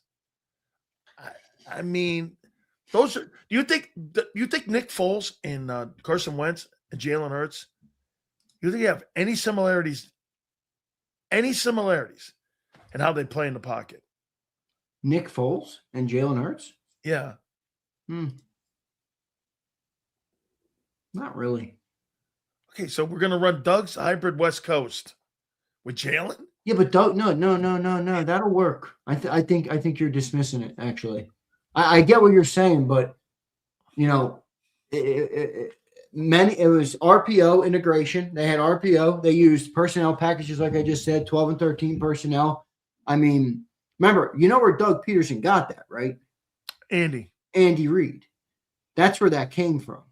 So I think you blend in some of the high percentage stuff that they're going to try and do with some RPO, and that's why they're going to need tight ends, because they better mix up the personnel packages, because they're not going to make their hay on straight West Coast shit. They're not.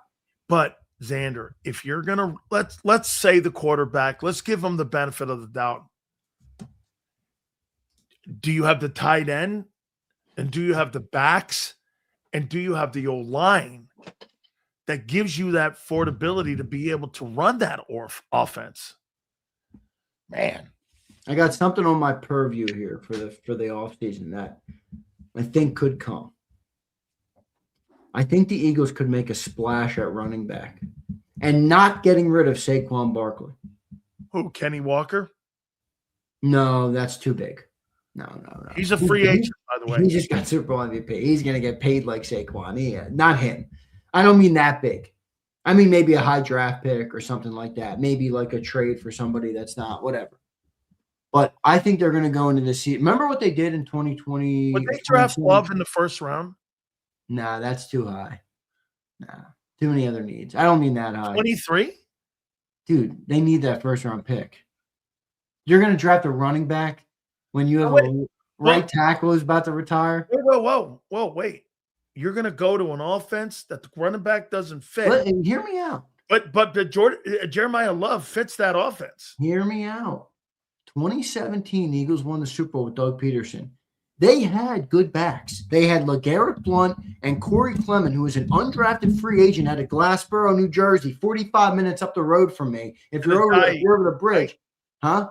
And Ajayi, wasn't he in there too somewhere? They traded for Ajayi at the deadline. Yeah. They traded for Ajayi that year.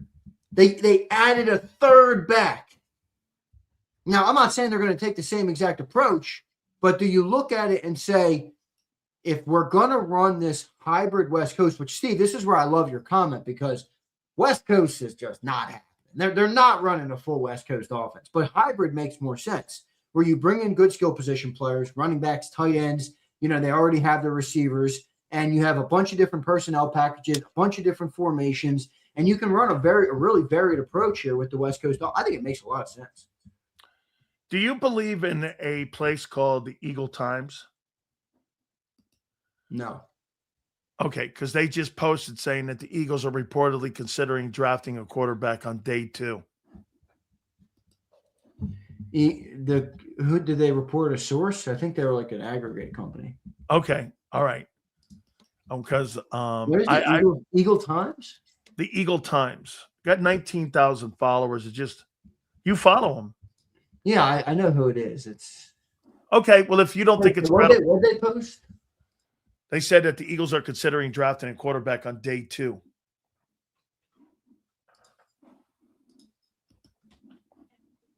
Well, trending. Eagles are reportedly considering drafting a quarterback on day 2. If this happens, it could put pressure on Jalen Hurts leading into this season, similar to what unfolded with Carson Wentz years ago. The Eagles have done this before, and it changed everything. I don't think what? Trinidad Chambliss? What's that? Trinidad Chambliss. Don't tell me with that. I like that kid. I like the heart on that kid. I thought he should have beat Miami. I like what's fucking in here with that guy. All right. His story too. He was at some nowhere college prior to Ole Miss. He was at some nowhere. He was at Ferris State, I believe. Some fucking nothing school. Ferris State, I think. And Lane found his ass, brought him in, and the guy, dude, was that guy first team All SEC? I think Trinidad Chambliss. He probably was. I mean, who would have been better this year? Yeah, it wasn't Ty. No, and it wasn't the dude. It wasn't Arch. The Georgia dude. And it wasn't right. It wasn't the Gunner kid. 2025. Yeah, it had to be Trinidad Chambliss. He was a stud there at the end last year. I'll tell you who it was right now. It wasn't him. It was Diego Pavia for first team. Oh God, was he second team? He was second team with Ty, him and Ty. Okay. Trinidad Chambliss, second round Eagles. How you feel about that? I kind of like it. Don't tempt me with it. All right. Don't tempt me with that shit. Trinidad Chambliss. All right, let's get. We don't need to go there yet. That's not. I think you're a year away from that too. Yeah, I don't know. And by the way, the thing about Chambliss, as much as I like him, is he is small. He's very small. He is. He's a short guy. Yeah, I mean, he's like Pavia. I think. I don't know how tall Pavia is, but Pavia is like 5. You watch the Jets draft that 5'5" guy. You watch. Pavia. The Jets draft that guy. Oh God, that guy. 5'5" something. I don't know. I'm not a fan. Yeah. Guy made $6 million last year with with the with Well, he Van. put on a show. He did. I mean, for the cameras, and that's a part of this game. He did. He put. You can make a lot of money putting on a show. Would you draft a quarterback this draft? You may lose Tyler McKee. Yeah, I mean, I'd maybe draft a 5th or 6th rounder. Carson. No, I don't think it. Look, I'll criticize Jalen. Let's live in real world for a little bit, guys. You don't draft a fucking replacement for your Super Bowl MVP quarterback a year after the Super Bowl, okay? You don't do that. I don't care what world you live in. You don't do that. And the Eagles are not about to do that, all right? So, come on. You think they're putting pressure on Jalen this year, though? I do. And that's where I think the 27 season is going to be. I think this is a crux year for learning about the setup where, you can maybe point finger or whatever, however you want to look at it. But I think it's going to weed things out because you're going to know more now than more from this than you did from the past. But where I think Jalen is safe is this. They hired think about who they hired. Okay. I want you to really think about it and tell me what I'm thinking about. They hired a 33, a 35, and a 38-year-old to run the offense. When that fails, does everybody really believe that they're going to move on from Jalen Hurts and not move on from the 33, 35, 38-year-old coaches that don't have any experience? Come on. So they've already built in. My point is they've already built in. I don't believe that. I don't believe you're making these meteoric changes and you're just going to do it again. So you think this is a 6-month gap? If it doesn't work, they're going to go hire a brand new coaching staff next year? A full coaching staff. You may even have to hire a complete defensive staff. Boy, it's 27. It's 26 big. Dude, 26 is enormous. How about if you went and got Malik Willis as a backup quarterback? I actually like Malik Willis. I liked him in the draft. I was surprised he fell so far. Didn't he start a couple games in Tennessee? I thought they got a job. I think a few. They drafted that goofy ass dude. What was that goofy ass quarterback that was eating the mayo? The kid from Penn State, right? No, Kentucky, I think. Kentucky. What was that kid's name? Oh. That goofy ass dude. What was that guy's name? He was Will Levis. That was it. Will Levis. Yeah. You know how I know that kid? Kid's from Connecticut because he started at Penn State. He started at Penn State and then transferred. Goofy ass mother effer. Yeah. He was like on Mayo commercial. I love mayo too, so I can't. Me too. I love mayo too, man. I fucking crush my sandwiches with mayo. Me too. I love mayonnaise, man. My grandpa hated it, but I liked it. Yeah. Any more supers, dude? Yeah, we got more. Eduardo, I don't have a name in mind, brother. I was just saying, I think they could come into the season not looking at that as a one-man show anymore. Remember how John used to say, no way, they're giving Tank the ball. I think they might bring in another back to split those reps up a little bit. I love the super on Doug. Thank you, brother. Appreciate that. Let's go to – what time did I join today? 4:30? Did you get this one, Dan? I get your quarterback take? Yeah, you got that one, right? And Tice Rahman, did you get this? Eli Manning and Ben Roethlisberger will be remembered over guys like Rivers and Matt Ryan in 30 years. Let me ask you this on running backs. Tyler Algier. He operated in the shadow of Bijan Robinson. Yeah, he's a good player. He is. Yeah, he's a real good player. He rushed to school.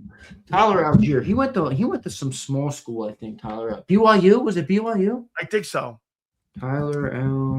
He gained 1,000 yards his rookie year in 22. Yeah, he went to BYU. I knew him. I followed him in the draft season. How about Najee Harris? Not the right fit. No, not the right fit. Patient, actually.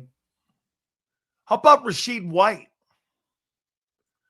Averaged 1,000 yards a year from scrimmage and 50 catches a year in his career in Tampa. You know, Worked can you with- walk Shooter Worked McGavin worked off with the Liam Cohn. Oh my God. And here's the tie-in. Josh Grizzard was his offensive coordinator. Of the 35 backs with 500 plus carries since 2022, he ranks 34 in yards per carry behind and only Kareem Hunt since he's been in the NFL. And he worked, and he's 27 years old. Rashad, What's the right tandem with Saquon? that's what I'm saying. You add him. You add Yeah, Rashad. but do you think White. that style's the right tandem? Like, if you look at some of the other tandems, they're very different. Like Jahmyr Gibbs and David Montgomery. They're you look at Jahmyr Gibbs and you're like, okay, that's that skill set. The next thing we need is a power back. With Saquon, he's like a little bit of a power back, a little bit of a jukey, shifty guy. Like he's not as clear cut in one area. How about J.K. Dobbins from the Broncos? I like J.K. 772. He's an Ohio State kid, right? Yeah. 772, 10 games in Denver. Then he had a Liz Frank. He had 60-plus rushing yards, all in one game, average 5 yards per carry. He's a Pro Bowl caliber running back. He cost Denver only $2.75 million last year. Well, we'll see. I mean, I guess these are all decent options. By the way, can you walk Shooter McGavin off the cliff? This guy's acting like I will chop off my nut for a left tackle because Will Campbell had a bad Super Bowl. The guy's 22 years old. Will Campbell's going to be fine, Shooter. Dude, did you hear what Howard said about Will Campbell? Dude, look at the defenses the kid played. He got injured earlier in the year, and he came back and he played on a broken foot. I mean, dude, look at this fucking stooge. You motherfucking dumbass. He says, no way these effing morons are thinking about replacing Saquon. First off, if you opened your God-blessed ears, we didn't say that. And second off, tell me how good the track record of 29 and 30-year-old running backs is in the NFL. Bro, Numb nuts. Let me ask you this. Do you think Saquon Barkley was a one-year wonder? No, he's been a great player his whole career. He didn't have great production his whole career, but he's always been a hyper-talented player. It's not like he catapulted onto the scene with 2K. No, he's a second overall draft pick. I mean, I know, but he never lived up to it except for 1 year. Well, you blame him for New York? No, I don't. No, I hear you though. Let's keep rolling on these because we got to get through these knuckleheads.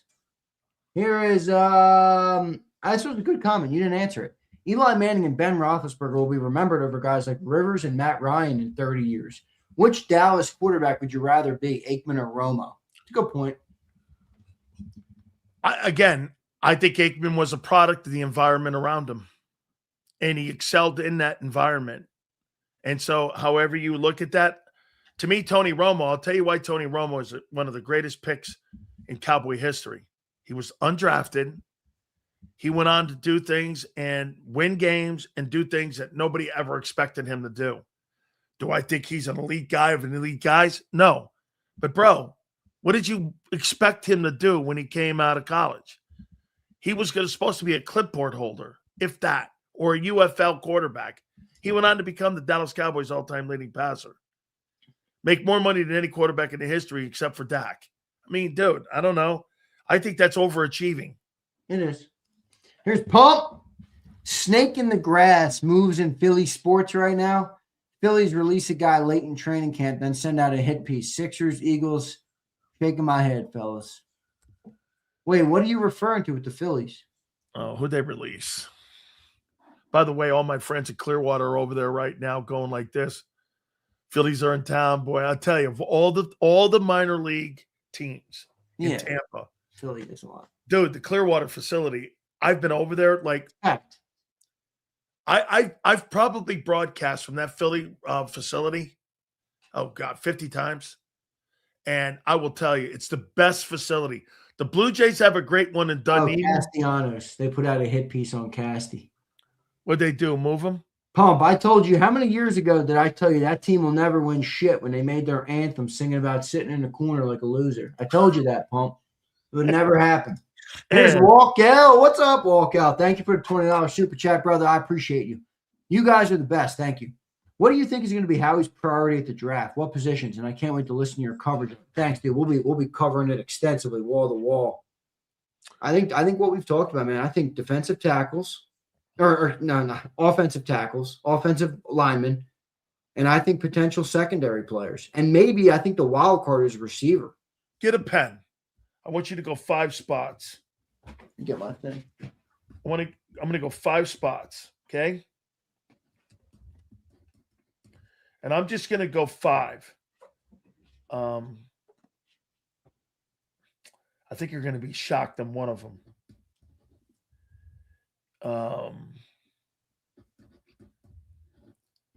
Wait, I'm going to take that out. I'm going to go here, and I'm going to go here. Because you can. Is it week 5 of the offseason? What? Is it week 5 of the offseason? Yeah, right. Is it? Jesus, Yeah. It's already there. I You know, know. we're 10 days to the combines. I know. It's crazy, brother. All right, here's my 5 that I think right now on February 12th, I think the area's right here, brother. This is where I think we go. Number 5, you sold me on running back. Little later, though. Like, where are you thinking? That's my 5th priority. Okay. 4th priority, I'm going to go wide out. You know why? The new offense. You're going to try. You have to get wide receivers to fit the offense. Yep. And remember, Dotson's gone. That's right. 3, I got tight end. Yep. I got tight end in there. 2, I got edge. Yep. 1, I got OT. Yep. I have the same list as you. I think you're 100% right. Yeah, I think because the way we covered the team, I think I'd maybe replace running back with safety or corner. Oh, cornerback. So maybe put RB/CB as a 5th priority, because the running back, you really make a great point. I mean, dude, if you're going to run a spread, you got to have a back to be able to spread the ball with. Dude, and if you're going to run a hybrid, you got to have multiple guys at those spots. You can't have one tight end and one running back and think you're going to run a varied. So you're talking about Detroit's Ben Johnson 2024 offense. A little bit. I think the Doug Peterson comp is really, dude, I'm telling you, dude, I'm not going to tell you what to do. I mean, you're going to drink your Coronas and do whatever the fuck you want, as you should. But if you look up the Doug Peterson, West Coast, I like you, bro. Quickly see all the similar. I'm sure you remember it, but refresh yourself on it. I'm telling you, dude, that comment made a lot of sense to me. I want to do something here. Let me go to that 2017 Eagles team. 2017 Eagles. Let me go here and look at that team. Super Bowl team. Okay. It was the 2017 team Super Bowl. Okay. So Zach Ertz was the leading receiver on that team with 824. And your second guy was Jeffries with 789. Yep. Aguilar was 768. You had Torrey Smith with 430. Look at the reception. 74, 57. Jesus Christ. Wentz spread the ball around, dude. He was really good that year. And you're rushing. LeGarrette Blount had 766. And they brought in Ajayi. He only played half the year. And Corey Clement. Corey Clement was an undrafted free agent who had a fucking great year. Ajayi had 408. I got a great picture of me and Corey Clement. There's Corey Clement. He was young too, 321, 17 attempts, but they all get this. Here's the yards per carry: 5.8, 4.3, 4.7. Holy shit, your offensive line was mowing people over, dude. Oh, yeah. Let me see if I can find a picture of me and Corey Clement. It's actually a good picture. They were mowing dudes over. Look at that. By the way, so Corey Clement really had that many receiving yards too? Get Dude, he was 258 dude. Don't you remember his catch in the back of the end zone in the playoff in the Super Bowl? in the Super Bowl. It was crazy. It was a sick catch. Damn, I can't find that photo. Man, LeGarrette Blount was a beast inside the red zone for you guys. Holy shit. Dude, that was a really good football team. Yeah, they were. You They think were that fun. 17? You think that team would have beat last year's team? No. I don't think. Randy Graham had 9.5 sacks that year. Fletcher Cox had 6.5.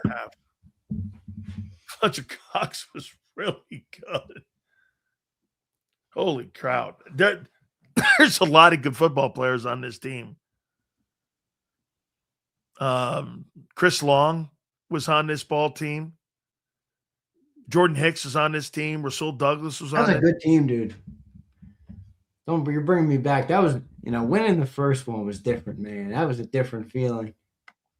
Wow, First one was really good football players here. I remember being in my apartment in Alabama when they were playing. I'm going to give a little TMI here. Aunt Betty, don't get mad at me. Hopefully nobody's listening that I don't want to be listening.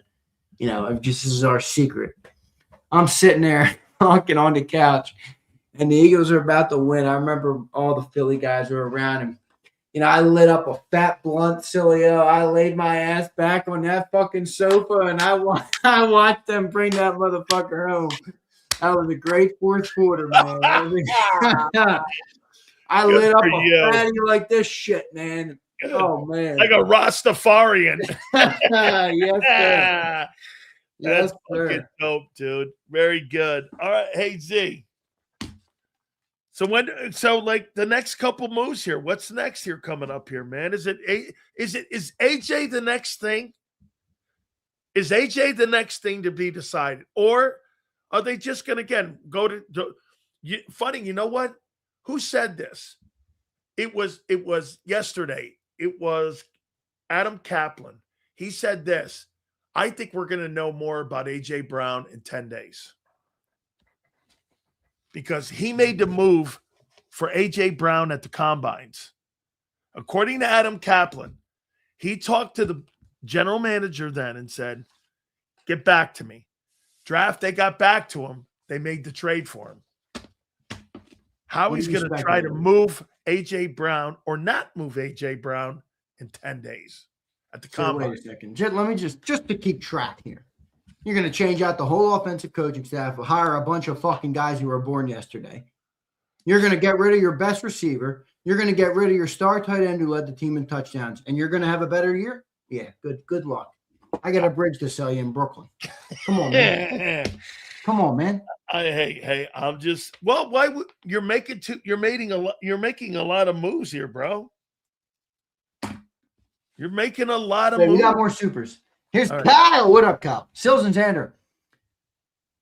Way the new offensive line is approaching. You think Lomu fits the style? Yeah, I do actually. Well, let me look up Lomu's size. Here, though. Here.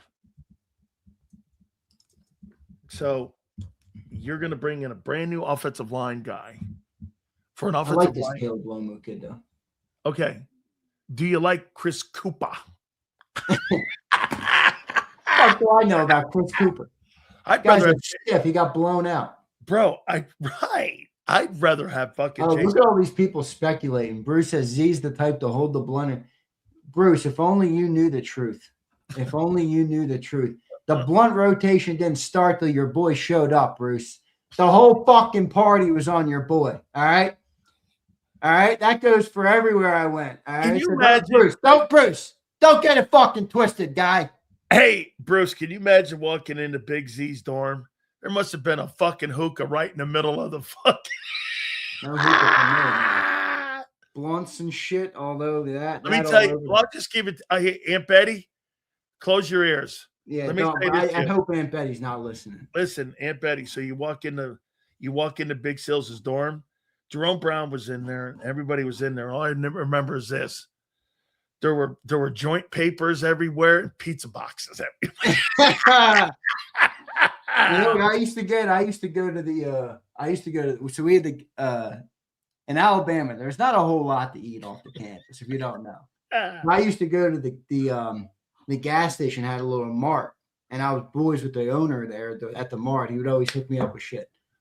And I would go there, and there's things in the South called boiled peanuts. You ever had boiled peanuts? I'd get a rack of They have those in South Carolina. I'd get a rack of Cajun boiled peanuts like fucking this.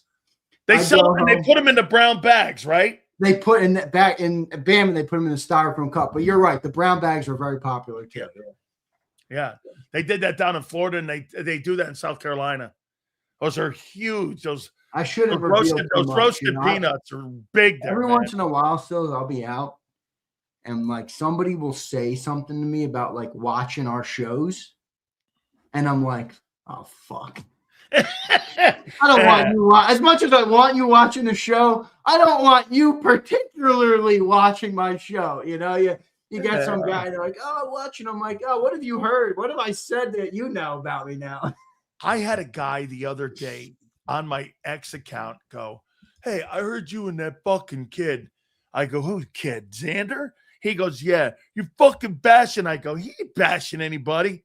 And he goes, I'm sitting here in Detroit, and I really fucking liked, the way you guys do business. I wish the fucking line. And I'm going like, holy cow, we got guys in Detroit that are trolling me on my ex account because they're watching my show. He goes, I watch it every day.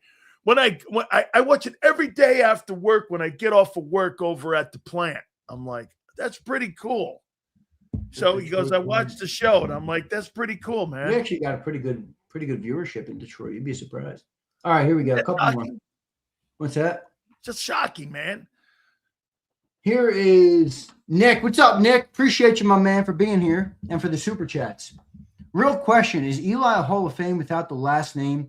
500 career would be worst record to ever get, and he was the caboose in the Super Bowl.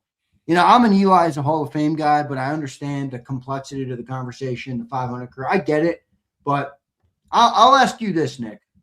And I understand how good his D-line was. I understand how good that, how those games, Plexico Burris had the big catch, the David Tyreek. I understand it all.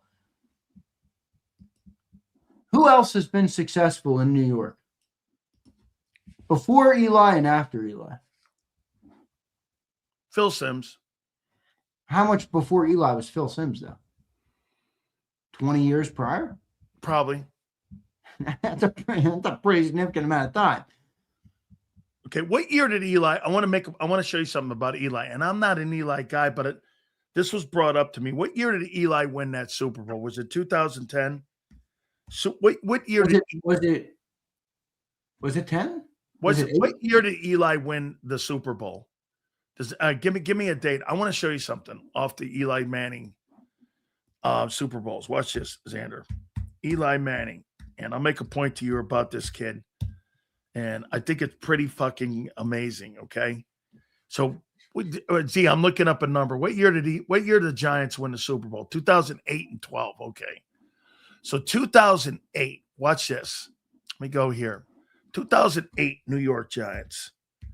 2008 NY Giants, and I agree with everyone about Hall of Fame stuff with him. But watch this. Okay, here's the New York Giants. 2018 that won the Super Bowl. Okay. So you tell me, here's the offensive guys that they had on the team. The running backs were Ahmad Bradshaw, Brandon Jacobs. The receivers were Derek Hagan. They were Mario Manningham. They were Cineris Moss. Tight ends were Kevin Boss. There's nobody. The offensive line, there was no Hall of Famers. Eli Manning won 2 Super Bowls with nobody on offense that will ever go to the Hall of Fame.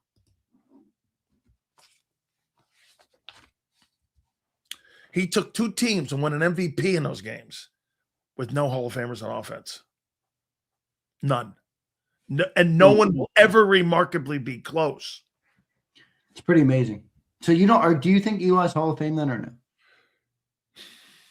The 2 Super Bowl MVPs against Brady and Belichick has to matter. That's what I think is trips me up. Like You got the greatest of all time in Tom, and you got the guy who slayed Tom twice. Like all great superheroes have a kryptonite. You know? Like Eli was the fucking. I get it. It was the Giants. It wasn't just Eli. It wasn't Eli. It's not quarter. I understand all that shit, but Eli's got 2 rings, and they both came against Tom Brady. I'm putting that motherfucker in the Hall of Fame, baby. I'll tell you what, though, Brady has more of an ass with Foles than he does with Eli. He does, man. Think about it. Tom lost what, 3 Super Bowls total? Yeah. Eli and Foles. He's 7-3. How'd you feel? Eli and Foles. That's who I lost to. Foles would bug me the most. Okay. The front four did win it. They were great. They were crazy good shooters. Hey, Sanders, did you hear what I said though about Brady? He's 7-3 in Super Bowl. It's amazing. He won 70% of the Super Bowls he was in. And he really should have won more, to be frank. He threw for, in the Super Bowl he lost to us. You know, God bless Philly for getting it. He threw for like almost 505 yards. I know. All right, here's Nick again. Let this year play out. If it goes bad, next quarterback draft is stacked. Show that class, Andrew. Who's in that class next year? You're going to have, I guess, Julian Sayin and Arch Manning. 2026. That's a good 2026. question. 2026 NFL prospect draft class. Saying Dante Moore. I'm not a Dante Moore fan. Arch Manning, Jaden Maiava, Lenora Sellers, Dylan Raiola. I think that kid. Nick, I think you talked it up a little much, dog. I don't know in a lot of these guys. Bro, I think that guy from Ohio State blows. You want Lenora Sellers? You know what? Here's the scouting summary from NFL Draft Buzz on Lenora Sellers. NFL projection. The physical tools and developmental trajectory have scouts salivating. Sellers brings a Jalen Hurts-esque skill set. Hey, I think he plays like Cam Newton. Who, Sellers? Yeah. I wanted Mario to get him. Okay. I think people are putting the cart before the horse on Julian saying a little much. Oh, I don't like that kid at all. He's small, dude. He's 6'1". Here's the guys. Manning, Dante Moore, Brendan Sorsby, the kid from Texas Tech. Those are the guys. Those are your top 3 guys. They put Trinidad Chambers, but I think he got DJ Lagway. That's right. Good pull, Nick. I forgot about him. Who's the new Miami guy? Darian Messiah, the kid from Duke who won the ACC championship. Oh, he's actually a good player. He is. Did he commit to Miami? Yeah, he's at Miami now. Oh, I didn't say. He's the ACC Player of the Year too. And get this, he had an $8 million deal at Duke. Wow, you guys were just like fucking shelling out cash left and right. Yeah. All right, here we go. I was really happy. Here's Iqbal. What's up, brother? Hopefully I'm saying your name right. You got to let me know if I'm not. Trade for Mahomes. Give picks and Hurts. How many Super Bowls we can win with that? Bro, I appreciate it, dog, but let's you might be like me after that blunt hit on the Super Bowl right now, bro, man. Let me come back to earth. Bro, Jimmy Johnson said if you ever traded for Mahomes, it'd be 5 number 1s. Okay? You would have to trade 5 1s for a guy like that. Okay? Yeah, not happening. Who's going to quarterback Bama this year? I think who's that kid they had on the bench?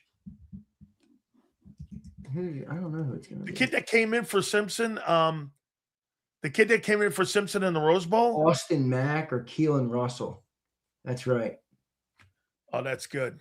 Because that'll be the redshirt junior Austin Mack and redshirt freshman Keelan Russell. That's good. I'm glad to hear that because you know why? That'll be the end of Ken DeBoer. Yeah, not so fast. I think both of those guys are pretty good, man. I think I ranked fucking Alabama 3rd. I think I ranked them 3rd in the way too early poll for 2000. A little high, my friend.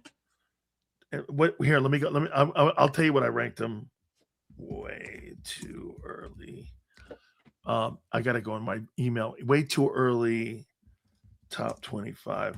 I got Miami up there because Here's Suo Blaze. He says Nick Singleton or Demon Claiborne. I got a great Nick Singleton story. I was producing the Maxwell Awards, and Nick Singleton, before he ever stepped foot on Penn State's campus, where he had a great career of college ball, he was the high school player of the year, not just high school player of the state, player of the year. Gatorade player of the year? Yep.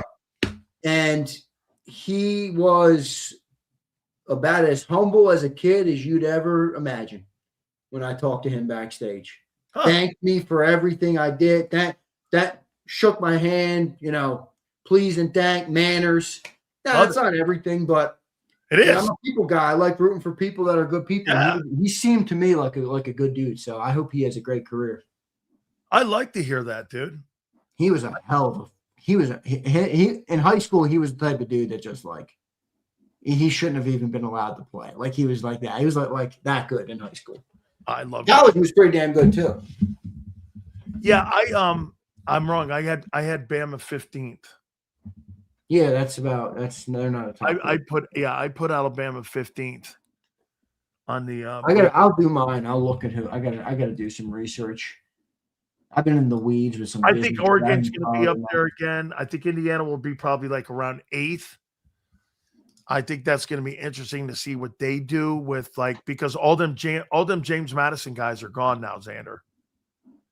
So they're gone. So I put here's what I sent to the Football Writers Association. I've got Ohio State 1. I got Texas 2. I've got Georgia 3. I got Oregon 4. I got Notre Dame 5. I got A&M 6. Texas Tech 7. Indiana 8th. I got Michigan 9. Oklahoma 10. SC 11. BYU 12. Miami 13. That's kind of where I'm at right now. Where'd you have Indiana? 8th. It's going to be interesting to see what they do. Yeah. I mean, all right, brother. I got to run. All right, man. All right, my friend. I appreciate it very much. We're going to pay some bills here. See you in the morning on Birds 365, dude. Later, brother. Appreciate everybody for listening. You got it. All right, guys. Let's pay some bills here. Guys, our great friends at Morgan & Morgan, the number one injury law firm in all of America for a reason. It is because they win. With over $30 billion recovered. I tell you this, they started this company years ago, and Morgan & Morgan, it's a family-run business. It's all the kids now are involved in it. Dan Morgan, everyone is involved with making sure that you, if you're ever hurt or injured on the job, are defended like nobody else. I told you about the family here in Pennsylvania, initially offered $650,000. They ended up getting $30 million in recovery. Another family down in Florida, $350,000. They ended up getting, again, $12 million recovered. There's no company and there's no injury law firm like Morgan & Morgan. Go to forthepeople.com/big sales or pound love 529. That's forthepeople.com/big sales or pound love 529. And do me a favor, you tell them Big Sales sent you. There's a reason Detective Johnson is the gossip king. Oh, did you hear? Jackie and Tom are getting a divorce? Mm-hmm. Sad. Well, I heard that Ashley had work done on her face. Yeah, oof. Just like there's a reason Morgan & Morgan is America's largest injury law firm. Injured? With over $25 billion recovered for our clients, there's a reason to go big. Bathroom? Okay. Morgan & Morgan, America's largest injury law firm. Oh, okay. Ignite your nights with free live entertainment daily, only at Live Casino and Hotel Philadelphia's Center Bar. 7 days a week, enjoy some of the region's top party bands, performers, and DJs as they take the stage in the heart of the casino action. Great cocktails, live music, and lively moments. It's all happening at Center Bar at Live Casino and Hotel Philadelphia. Visit livecasinophilly.com for more details and the complete list of upcoming events. Must be 21 or older. Gambling problem? Call 1-800-GAMBLER. This is Eric. When he got injured in a car accident, he called Morgan & Morgan. He not only gets a lawyer, he gets trial lawyers like Sam and Jessica who are in it to win it. He gets his own investigators with briefcases, leather ones. And if you ever have questions, our customer service folks keep things rolling. Injured? We're your army. Morgan & Morgan, America's largest injury law firm. Welcome to the Jet Setters and the High Rollers, to the Shot Takers and the Tastemakers. Welcome to the Viewfinders, the Thrill Seekers, and the Night Owls. Welcome to everything you could possibly want on one 5-mile island. Welcome to the Wildwoods. Book your stay today. In our hometown, we all look out for each other. We go the extra mile to lend a helping hand. We step up to keep our communities going strong. And at Independence Blue Cross, we're here to keep you going strong. We've been deeply rooted in our communities for more than 85 years. And that connection to members has earned us our spot as the #1 health insurer in the region. So while you look out for your neighbors, know IBX is always looking out for you. He's blocked well and tries to cut through the middle. Oh! Your gut says Miami is going to win, and you should take the over. Your gut also said your NFT selfies would only go up in value. They didn't. But your head is on Sports Grid and knows the QB is in concussion protocol. The backup has a 45 QBR against the zone coverage. The New York D has the most sacks in the league. So yeah, trust your head. It's smarter to be on Sports Grid. EAGLES. Eagles.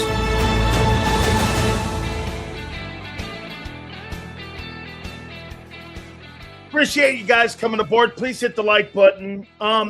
Yeah, man. You know, when I was talking to Xander, I'm kind of more on the fence now and I had a conversation with somebody, and I think you guys know. You know how you motivate somebody? What you do is you tell the guy, hey, listen, we really love you, but I'm not giving you a 3-year contract. And I'm talking to Jalen Carter. But what I'm going to do is I'm going to give a 3-year deal, and I'm going to extend Jordan Davis. And if you extend Jordan Davis, okay, you're either going to find out if Jalen Carter goes in the tank or if he ups his game. Because if he ups his game, you can always address the contract in season. And Drew Rosenhaus would be open to anything. But giving Jalen Carter that contract right now, it doesn't make sense. The guy has not earned it. Reputation, listen, he had a really good 24. My opinion, if I'm Howie, I go like this. Well, dude, the guy was great because he had Josh Sweat and Milton Williams around him. Those guys went on to Arizona and up to New England, and those guys had great years. Both those players played well this year. They didn't take steps back. Not one of them. The only guy that took a step here, let me take a look at what Josh Sweat did this season. Josh Sweat didn't take steps back. Was he one of the leaders in sacks this year? Josh Sweat had 12 sacks. Josh Sweat didn't take a step back. Josh Sweat elevated his game. Josh Sweat had 12 sacks. What else did he have? Sweat had 12 sacks. He had 13 tackles for losses. The guy even had a pick. I mean, he would have led the Eagles in sacks. Okay? I mean, he didn't play bad, and Milton Williams upped his game. The only guy out of the three that didn't play well was Carter. Any thoughts on PSU and Ohio State wrestling match Friday night? Man, I can't wait for that. I'm glad, Shady, you watch that stuff because I watch that on you're going to watch that on the Big Ten Network, right? I watch wrestling all the time on the Big Ten Network. And I think, if I'm not mistaken, is Cale still there? Is Cale Sanderson still there coaching Penn State? God, he's such a great coach. Daniel Cormier is coaching Oklahoma State, I think, if I'm not mistaken. Hey, dude, I like Marcus Freeman. I am a huge Marcus Freeman guy. He makes me kind of like, root for him. I'm good with him. All right. Everything you're saying about Shady, some good stuff here. Everything you're saying about the new offense boils, yes, it does. It completely boils down to how good Jalen is going to play. Absolutely. And I believe the coaches know that. Okay. But yeah, Shady. Ohio State and Penn State. Iowa, obviously. Iowa's still really, really good right now. I think Iowa, Oklahoma State, Iowa State, those schools are great. So I appreciate you guys. I believe tomorrow. Look, I'm still trying to get Brian Westbrook on. He's trying to find a time for me either tomorrow or Monday. So we're working on him as well. Guys, I appreciate you very much. Please hit the like button. 2 to 6 tomorrow, and we'll see you on the flip side.